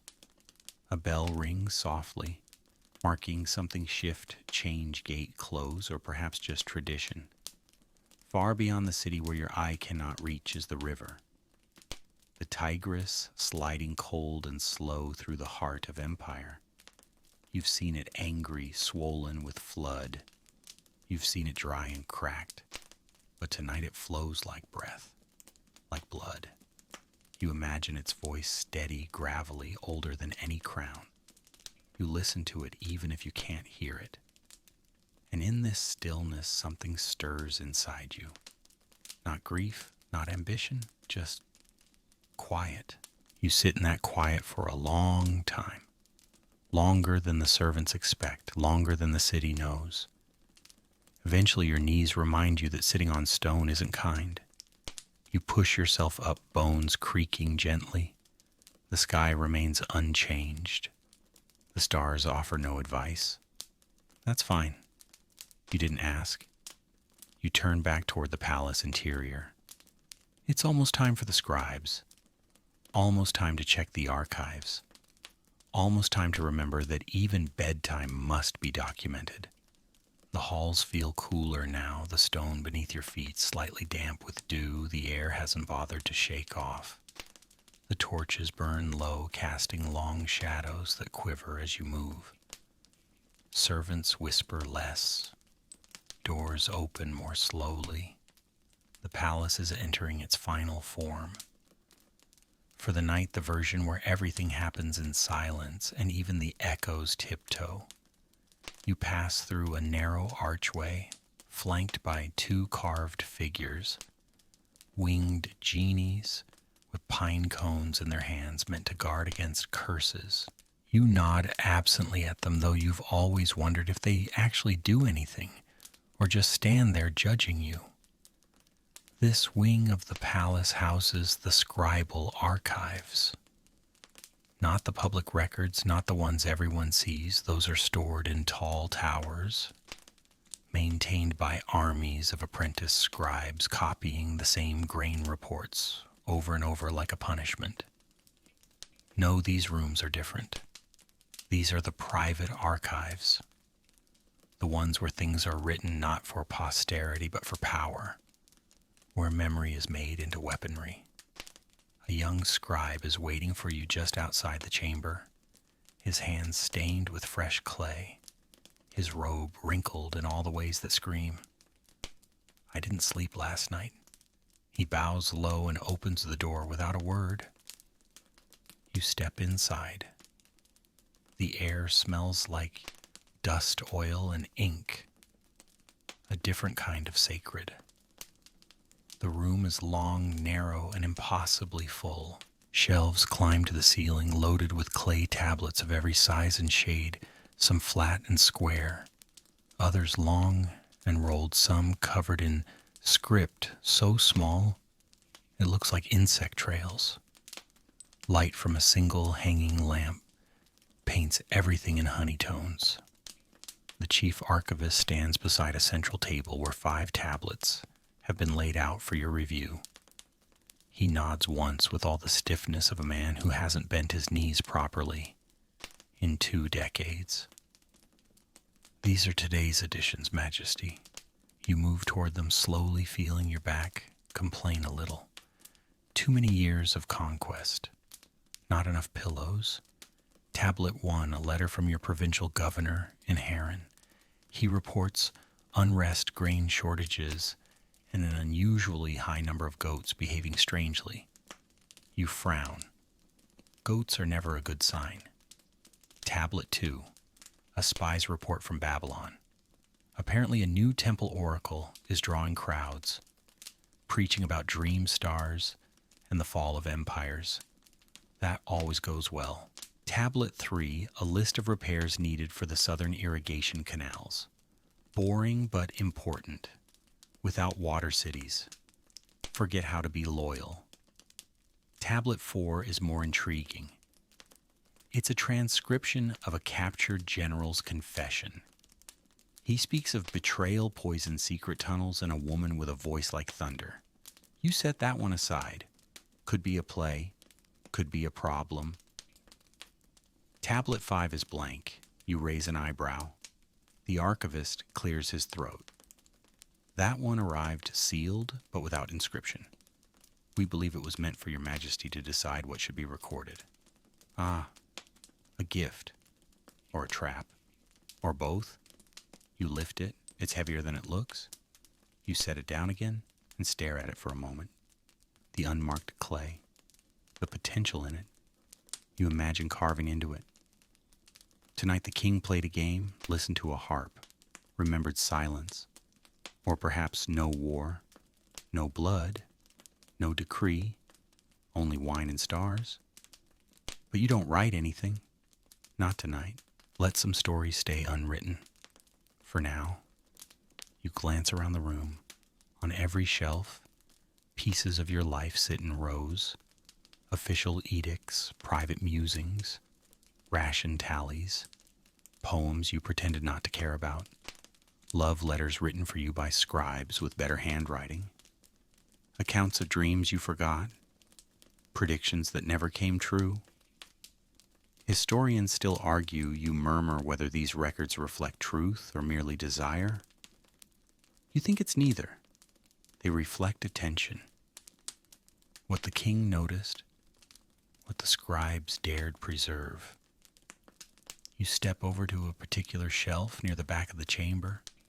They're nestled between records of flood taxes and military census logs. Is a small, out-of-place tablet half the size of your palm carved by an unsteady hand. You made it yourself, years ago, as a boy, before the crown, before the battles, before the mask of power fused to your face. It's just a simple sun symbol and a few crude cuneiform signs. Your name, the word river, and the word home. You don't touch it, just look. Long enough to remember. Behind you, the archivist clears his throat again gently. You nod once. He understands. The visit is over. You walk slowly back toward the hall, feeling the stories press behind you like a tide. All those voices captured in clay waiting to be remembered, or misinterpreted, or forgotten. In the hallway, the air feels cooler. The wind is picked up. You pull your robe tighter. A servant waits with a bowl of warm water for your hands. You dip them. The water smells faintly of lemon and ash. You dry them on a soft linen cloth, embroidered with your crest, a lion eating the sun. That feels appropriate. You've read enough for one night. There's one more stop before bed, and it's time for gifts. Because no Assyrian night is complete without unwrapping a few diplomatic bribes in fancy packaging. The gift chamber is smaller than most visitors imagine. Not grand, not ceremonial. It's quiet, windowless, and lined with heavy shelves covered in linen cloths. No trumpets sound when you enter. No scribes follow. Just two silent stewards and the whisper of fabric sliding over polished wood. This is where the world offers you its admiration in the form of objects dragged from across deserts, rivers, and mountain passes. The official term is tribute, but let's be honest, it's flattery with a tracking number. The stewards bow. One holds a stylus and a wax tablet. The other opens the first chest. Inside, a coiled golden bracelet shaped like a serpent devouring its own tail. From Urartu, no doubt. They love their symbolism. You hold it up to the light. It catches the torch glow, reflecting a glint that looks almost intelligent. The serpent's eyes are inlaid with obsidian. You admire it for a moment, longer than you need to then nod. Useful, you say. They mark it down, accepted.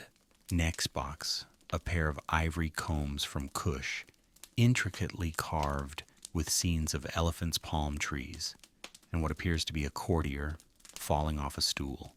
You smirk. Intentional or accident, hard to say. The craftsmanship is lovely, but ivory warps in the summer. You set them aside, cataloged, stored, probably re-gifted. The third chest is heavier. It opens with a groan to reveal rows of small alabaster jars, each sealed with wax and stamped with the mark of a Phoenician perfume guild. A tiny scroll tucked between them reads, "Essence of distant orchards captured in rain." You pop one open. The scent is bold fig cedar and something tart like green citrus. A bit much for your taste, but perfect for diplomatic dinners. You nod. Accepted. Display in West Hall. Then something odd. The steward brings over a flat wooden tray covered by a silk cloth. When he lifts it, you see a carved walnut. Not just carved, transformed. Every surface etched with micro-scenes soldiers, marching rivers, flowing stars, wheeling above a walled city. It's like someone tried to fit the entire empire into a nutshell. Literally. You peer closer. Inside the grooves, you spot a tiny figure seated on a throne beneath a carved sun. Your likeness perhaps hard to say. It could be a priest, or a merchant with delusions of grandeur. Either way, someone spent a ridiculous amount of time making it. You hold it in your palm. It's light. Hollow, maybe. You consider cracking it open just to see if there's a smaller walnut inside. A tribute within a tribute. The steward coughs politely. "What's this for, you ask?" He consults the wax tablet. From a minor coastal city-state. No written explanation. You glance at the walnut again, then tuck it into your robe. Let it confuse the archivists. The next chest is easier to understand, lapis lazuli in raw chunks wrapped in wool. From the eastern mines brought over mountain passes by men with frost-bitten feet and excellent beards. You run a finger over the stone deep blue with golden flecks, like night frozen solid. You always accept lapis. It's the currency of prestige. Then more traditional fare, a bolt of indigo cloth dyed so deeply it might be black. A small statue of Ea, god of wisdom, carved in green stone. A ceremonial dagger wrapped in crimson linen, its handle crusted with garnets. All beautiful, all expected. The final gift is different. The steward carries it in his hands, not in a box. It's a flat disc, maybe the size of a plate, made of polished copper. Upon its surface, someone has etched a series of concentric circles, each filled with tiny lines, dots, and crescent shapes. A celestial calendar, perhaps, or an elaborate wine coaster. Hard to tell. You tilt it toward the torchlight. The design catches the light in shifting patterns, almost like it's moving. What is this, you ask? The steward looks uncomfortable. It came with no mark, no message, no signature, no provenance. Unusual. Most cities send things with great flourish, inscriptions, dedications, sometimes even poems. This is silent. You hold it up again. You trace the lines with your thumb. It feels cold, not in temperature, in intent. Still, it's beautiful. Perhaps that's enough. You place it gently on the central table. Keep it in my personal collection, you say. The steward bows and records the note. You step back, surveying the room. So many gifts, so many gestures of fear, respect, or desperation, all dressed as generosity. Historians still argue, you think, whether these tributes represented true submission or just diplomacy wearing a mask. Probably both. To you, they are trophies of empire. Not plunder, at least, not openly. They're offerings. Voluntary, mostly. And each one carries a message. We see you. We fear you. We want you pleased. You turn toward the door. There's nothing else to review tonight. No more tokens, no more performances. Only dreams remain. But as you step into the hallway, you pause, reach into your robe, pull out the carved walnut, and hold it in your palm once more. It feels warm now, and somehow heavier. You don't understand it, not yet, but you carry it with you. Into the next room, toward the edge of sleep. You carry the carved walnut in your hand as you walk slowly down the corridor, its surface smooth from someone else's labor. Its strange weight, more psychological than physical. It rolls slightly in your palm as you move, as if trying to speak. You don't open it, not yet. Some objects are more powerful when they remain closed, like treaties or memories. A soft torchlight guides your path toward the southern wing of the palace. This is the oldest part, built before your grandfather's reign, before Nineveh had real walls, before people whispered the city's name with a kind of reverence usually reserved for gods or good wine. The floor slopes slightly. The air smells of old cedar and older stories. You pass a pair of guards, both expressionless, both standing so still they might be carved. One holds a spear with a bronze tip so polished it catches your reflection in a ghostly blur. You nod. They nod. That's all. You're approaching the women's quarters now, the concubine's wing, a place of silk scent and secrets. You aren't here on official business. You aren't here for performance. You're here because some nights are too heavy to end alone. The entrance is veiled literally with heavy drapes, embroidered in silver thread. You step through them and enter a chamber that feels like the inside of a fruit, warm, ripe, sweet, with something just on the edge of decay. The floors are thick with rugs, the ceiling hung with fabric like clouds stitched into place. 3 women look up as you enter. Not startled, not excited, just curious. You've been here before, of course, but you never say when or why. That's part of the unspoken agreement. One of them is reading aloud from a clay tablet, reciting a tale of a shepherd who seduced a goddess using only a flute and some suspiciously poetic sheep. Another is combing her hair slowly, each stroke a meditation. The third is plucking at a small harp with only 3 strings, the tune aimless but soothing. They pause when they see you. You wave your hand gently. Continue. And they do. You sit near a brazier that releases small curls of myrrh into the air. The scent is heavy-honeyed and just a little sleepy. A servant hands you a cup of cool rose water. You sip. It tastes like memory diluted with calm. The tablet reader finishes the story. The goddess blesses the shepherd, and the sheep all sing. The concubines laugh softly, genuine, unforced. You smile too, despite yourself. You speak for the first time in a while. Did she love him, you ask, still staring into the fire? The harpist shrugs. She said she did. Is that the same thing? They look at each other. Then one answers sometimes. It's the kind of answer you get here, honest, uncertain, beautiful. You shift your weight. Your body feels heavy again, but not with armor or authority. With the weight of being seen. Here there is no throne, no decree, just breathing, just being. One of the women, the one with the tablet, walks over and sits beside you. Not close, just near. She doesn't speak, she doesn't need to. Her presence is a balm, a kind of gravity that pulls the tension out of your spine inch by inch. You show her the walnut. She takes it without surprise, turning it gently in her fingers. She doesn't ask where it came from. She doesn't need to. She simply studies it. Her thumb traces the tiny carved soldiers, the rivers, the cities. She finds the figure on the throne and lingers there. Then softly she says, "You're not the only one inside it."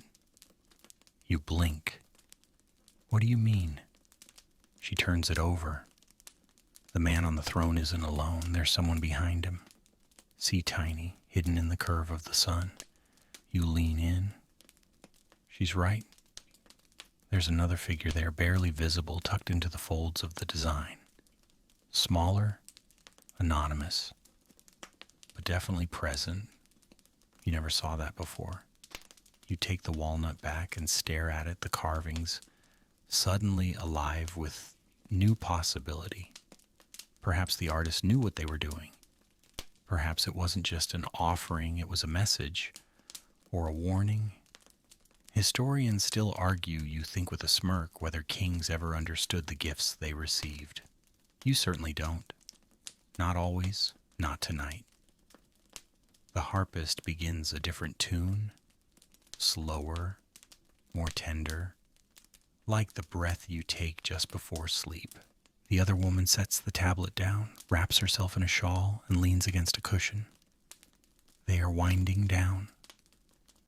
The room feels like a cocoon now, thick with incense lit by fire and starlight leaking through a lattice screen above. You rest the walnut beside your cup and lean back, allowing your head to fall against the cushion behind you. Your eyelids grow heavy. The woman beside you places her hand gently on your wrist. Not possessive, not urgent, just present. And in that moment, you are not a king. You are a man, tired, full, curious. You listen to the music for a while, the way it loops and folds like the patterns in a dream. And you wonder briefly if that hidden figure behind the throne in the walnut is you, or someone watching you. You don't ask. You let the question float. You let yourself breathe. You let the night pull you closer to sleep. The concubines drift to their sleeping mats, their movements unhurried and serene. One woman begins to braid her hair into thick coils, humming to herself. Another blows gently on the brazier to coax out the last warmth from the coals. You stay seated, the carved walnut now resting in your open palm, its weight more familiar, less mysterious. You could stay here until dawn, but there is still one final ritual before your body is allowed to surrender. You rise slowly, like the moment deserves gravity. The concubines glance at you but say nothing. They've learned your rhythms. They know when the king stays and when he goes. You nod once in thanks, more personal than regal, and step back into the corridor. Now you're headed toward the temple wing. Not the grand temple outside the palace gates, with its courtyards and painted colonnades, its never-ending fires and ambitious priests. No. This one is smaller, quieter, tucked inside the heart of the royal household reserved for moments of private offering. It doesn't smell of spectacle. It smells of ash-dried fruit, old incense and ritual gone comfortable with itself. The hallway narrows. The light dims. At the entrance, a single torch burns beside a carved panel showing the gods receiving offerings, bowls of grain, jugs of wine, and the occasional stylized goat that looks more like a friendly dog. You step inside. The chamber is round, low ceiling, no throne, no guards, just a semicircle of shallow stone altars and a few shadowy niches where minor deities rest in eternal observation. There's no crowd here, no prayer leader. This is where the king feeds the gods himself. A servant waits, standing beside a short table. He has arranged the offerings, dates, honey cakes, and a bowl of cooked millet. A small jug of wine sits ready, its clay spout sealed with wax. Nothing extravagant. The gods don't need much. Or perhaps they do, and just no one's been brave enough to tell you. You approach the first altar dedicated to Nabu, god of wisdom and writing. His small idol sits with stylus in hand, eyes wide, forehead creased like a scribe in perpetual revision. You place 2 dates on his plate and murmur, "Write me well, old friend." The next altar is for Shamash, the sun, god lord of justice. His face is stern, chiseled in amber and gold leaf. You place the millet and a honey cake before him. "Keep the scales steady," you say, "even when my hands are not." You move next to Ninurta, the warrior god, depicted mid-swing weapon frozen in a curve of perfect menace. You pour a splash of wine onto the altar stone. It hisses faintly as it touches the surface. "Let them fear me enough," you whisper, but not so much that they forget how to listen. Then finally to a small niche, barely an altar at all, where the statue of a goddess sits hunched over her face, hidden beneath a hood, her arms wrapped around a child. This one has no official name, no inscription. The priests call her the one who watches. She's not in any festival. She has no songs. But she has always been here. Every king feeds her. Every king wonders what she knows. You place your carved walnut on her altar, just for tonight. Let her figure it out. The servant stands by with a damp cloth. You wipe your hands, your fingers now sticky with honey and wine. The offerings remain. The gods will eat them in their way, by presence, by essence, or by the hands of the temple mice later tonight. It doesn't matter. What matters is that they've been fed. Because in Assyria, gods starved are gods insulted. And insulted gods are very bad news. You turn to leave. But before you do, you glance back once at the goddess in the hood. She has not moved. But something about her posture feels knowing. You step back into the corridor where the torchlight feels brighter now, almost jarring. A servant waits with fresh linens and a basin of water. You wash again, this time for form, not for function. A purification after contact with the divine. Historians still argue, you think with mild amusement, whether these rituals were acts of faith or statecraft. They're wrong. They're both. Always both. Back in your private chambers, the bed has been prepared. It's not a cot or a couch or even a mattress in the modern sense. It's a low wooden frame filled with layers of wool, stuffed linen, and down feathers. On top, the finest Assyrian cotton dyed indigo embroidered in gold thread that catches the torchlight like constellations. 2 feather fans rest nearby, along with a carved wooden headrest shaped like a crouching lion. It's not exactly comfortable, but tradition insists. You shrug off your robe and climb beneath the covers.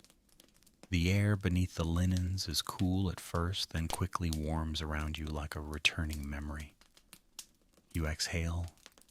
You stare at the ceiling where faint designs have been painted in ochre and blue rivers. Stars, trees, a lion with wings. You wonder briefly if the gods dream when they sleep.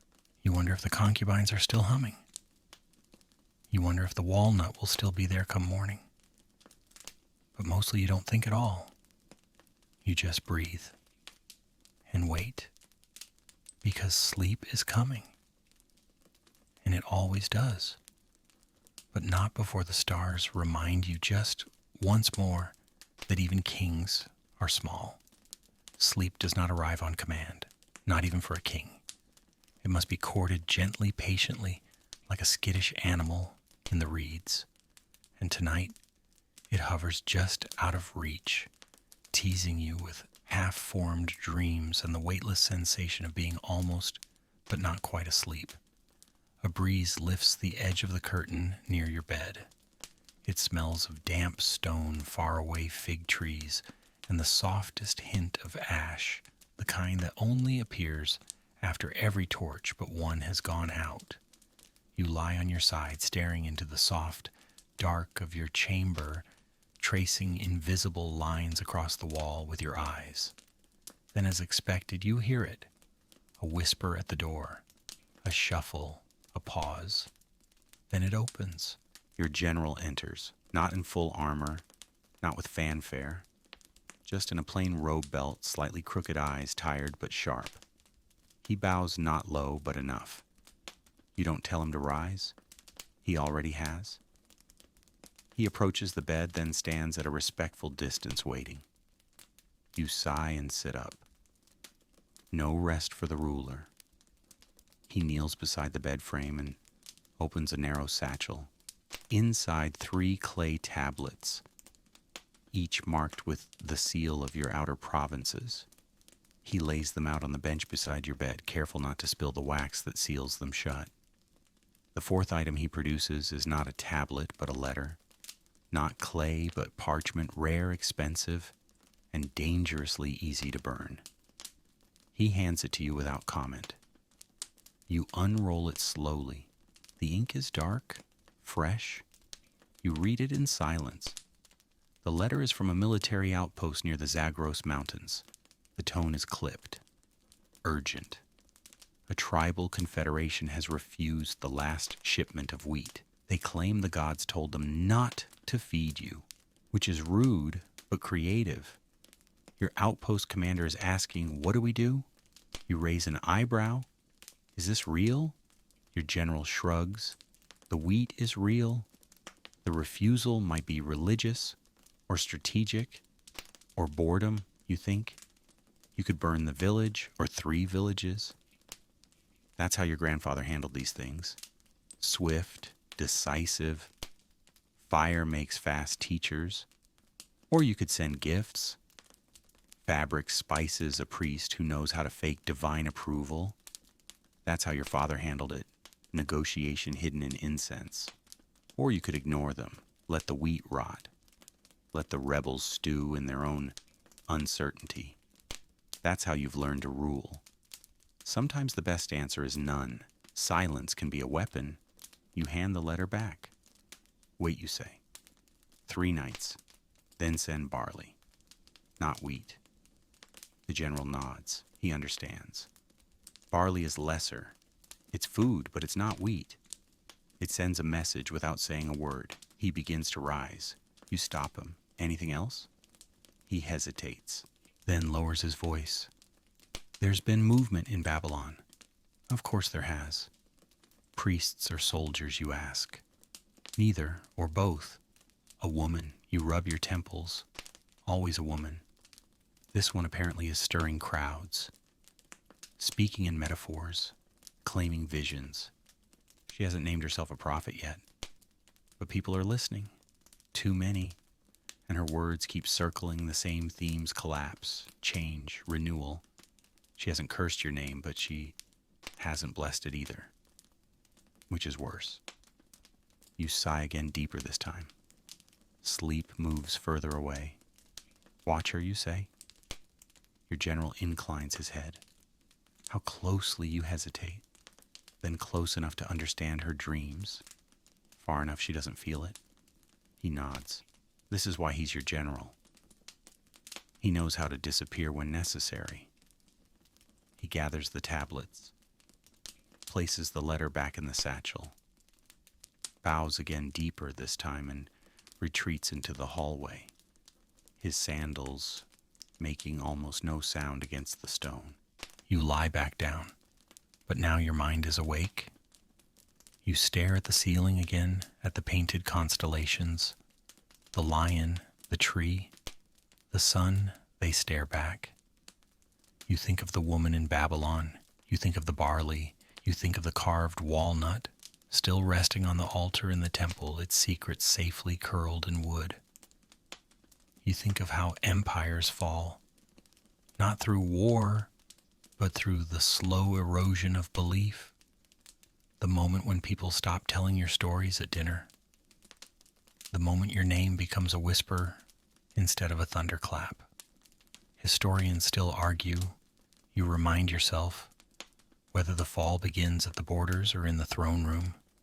You suspect it starts in letters like that one, quiet, soft, written in ink instead of blood. But that's for later, not tonight. You roll onto your side and adjust the linen. The scent of the rose oil still clings to your skin. You close your eyes. You count breaths instead of enemies. Inhale, exhale, inhale again. Sleep is circling you now. Slow, patient, letting you decide whether you're ready to surrender. You are. But first, just before the last thought fades, you wonder if she dreams of you too. The chamber is almost completely dark now. Only one torch remains burning near the door, its flame barely more than a flicker, swaying in the rhythm of your breath. The linens are soft, warmed by your body, and the faint trace of incense still hovers in the air, no longer cloying, just present, like the memory of music.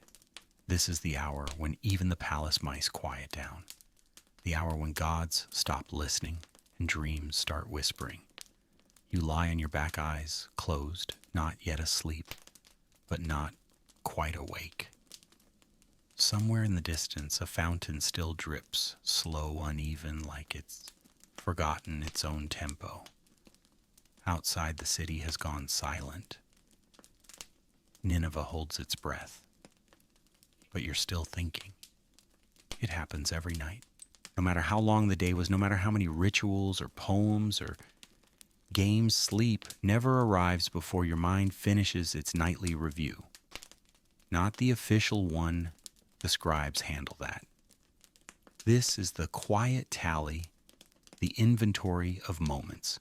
You remember the harpist's fingers trembling, the walnut's hidden figure, the lion's slow yawn in the menagerie, the concubine's voice as she said, "You're not the only one inside it." That line has stayed with you, lodged somewhere behind your ribs, like a seed waiting for rain.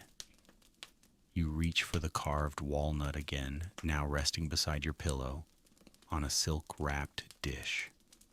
You hold it in the dark, turning it with your fingers. It feels heavier tonight. Or maybe you're just more awake to its weight. You don't open it.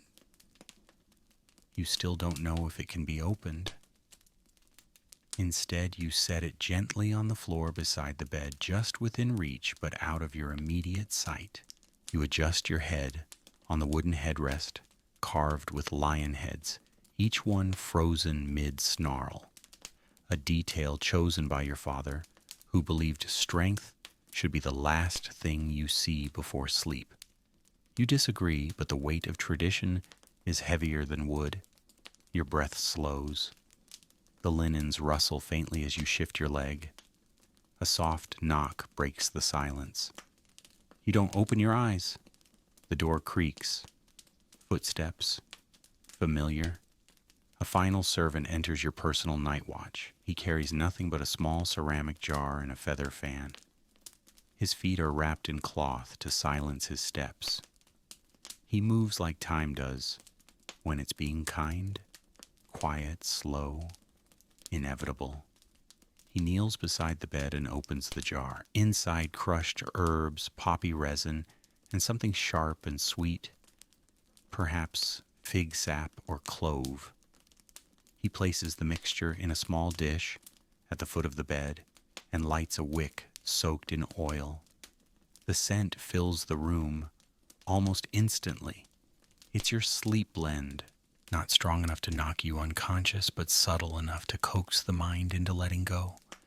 You inhale deeply, let it soak into your lungs, into the folds of your thoughts. Then he lifts the feather fan and begins to wave. Each pass pulls cool air over your face, down your chest, across your arms. The rhythm is hypnotic. Swish, pause, swish again. You remember being a child? Your mother used to do this when you were sick, sit at the edge of your mat and fan you with palm fronds while singing under her breath. You haven't heard that song in decades. You wouldn't recognize it if someone played it now. But the feeling that stays, the servant says nothing. He doesn't have to. He's not there to speak. He's there to keep the night soft. Your mind wanders to old campaigns, to the mountain pass that nearly killed you, to the woman who named a star after your laughter, to the boy you used to be barefoot in temple gardens, chasing frogs and believing gods lived in every stone. And then a thought comes, simple, clean, quiet. You are ready to sleep. The servant senses the change. He lowers the fan, stands, extinguishes the wick. The scent fades with the flame. He bows in silence and leaves. The torch by the door is out now. The dark is full, complete. But you are not alone. There are the gods in their niches. There are the dreams waiting just behind your eyelids. There is the walnut on the floor, still closed, still watching. And there is you, a king, a man, a thought drifting downward. You exhale. The night exhales with you. Sleep at last arrives. You are somewhere else. Not quite in the palace, not quite outside it. The dream doesn't announce itself, it just unfolds quietly like a scroll, being read in the dark. The bed beneath you is gone. The room is gone. You're standing in a garden. You half remember one that might have existed in your youth, or only in the verses your mother used to recite. The fig trees here are taller than they should be. The sky is soft and gray like unbaked clay. You look down. You're holding the walnut. Only now in the dream it's open, not cracked, not broken, just gently opened like a mouth, mid-sentence. Inside nothing, or perhaps everything. There's a tiny city carved into the shell. Streets, walls, people. You see yourself in it. You're sitting on a throne too small for your body, wearing a crown made of shadow. And beside you, the second figure, the one hidden in the real walnut's curve. In the dream, they're clearer now. They're behind you, hand on your shoulder, head bowed. They're not a servant. not a priest, not a lover. They're you, older or younger, or you but not a king, just a man. He doesn't speak, but he breathes in time with you. The dream shifts. The city collapses, not in fire or blood, but quietly like sandcastles in a tide. Walls soften, towers bend, the people vanish, only the garden remains. You walk through it. Your feet make no sound. The leaves above you shimmer, though there's no wind. You see faces in them, friends, long gone, enemies who died with your name on their lips, courtiers who smiled too often, and those who didn't smile at all. They don't speak either. Dreams rarely do.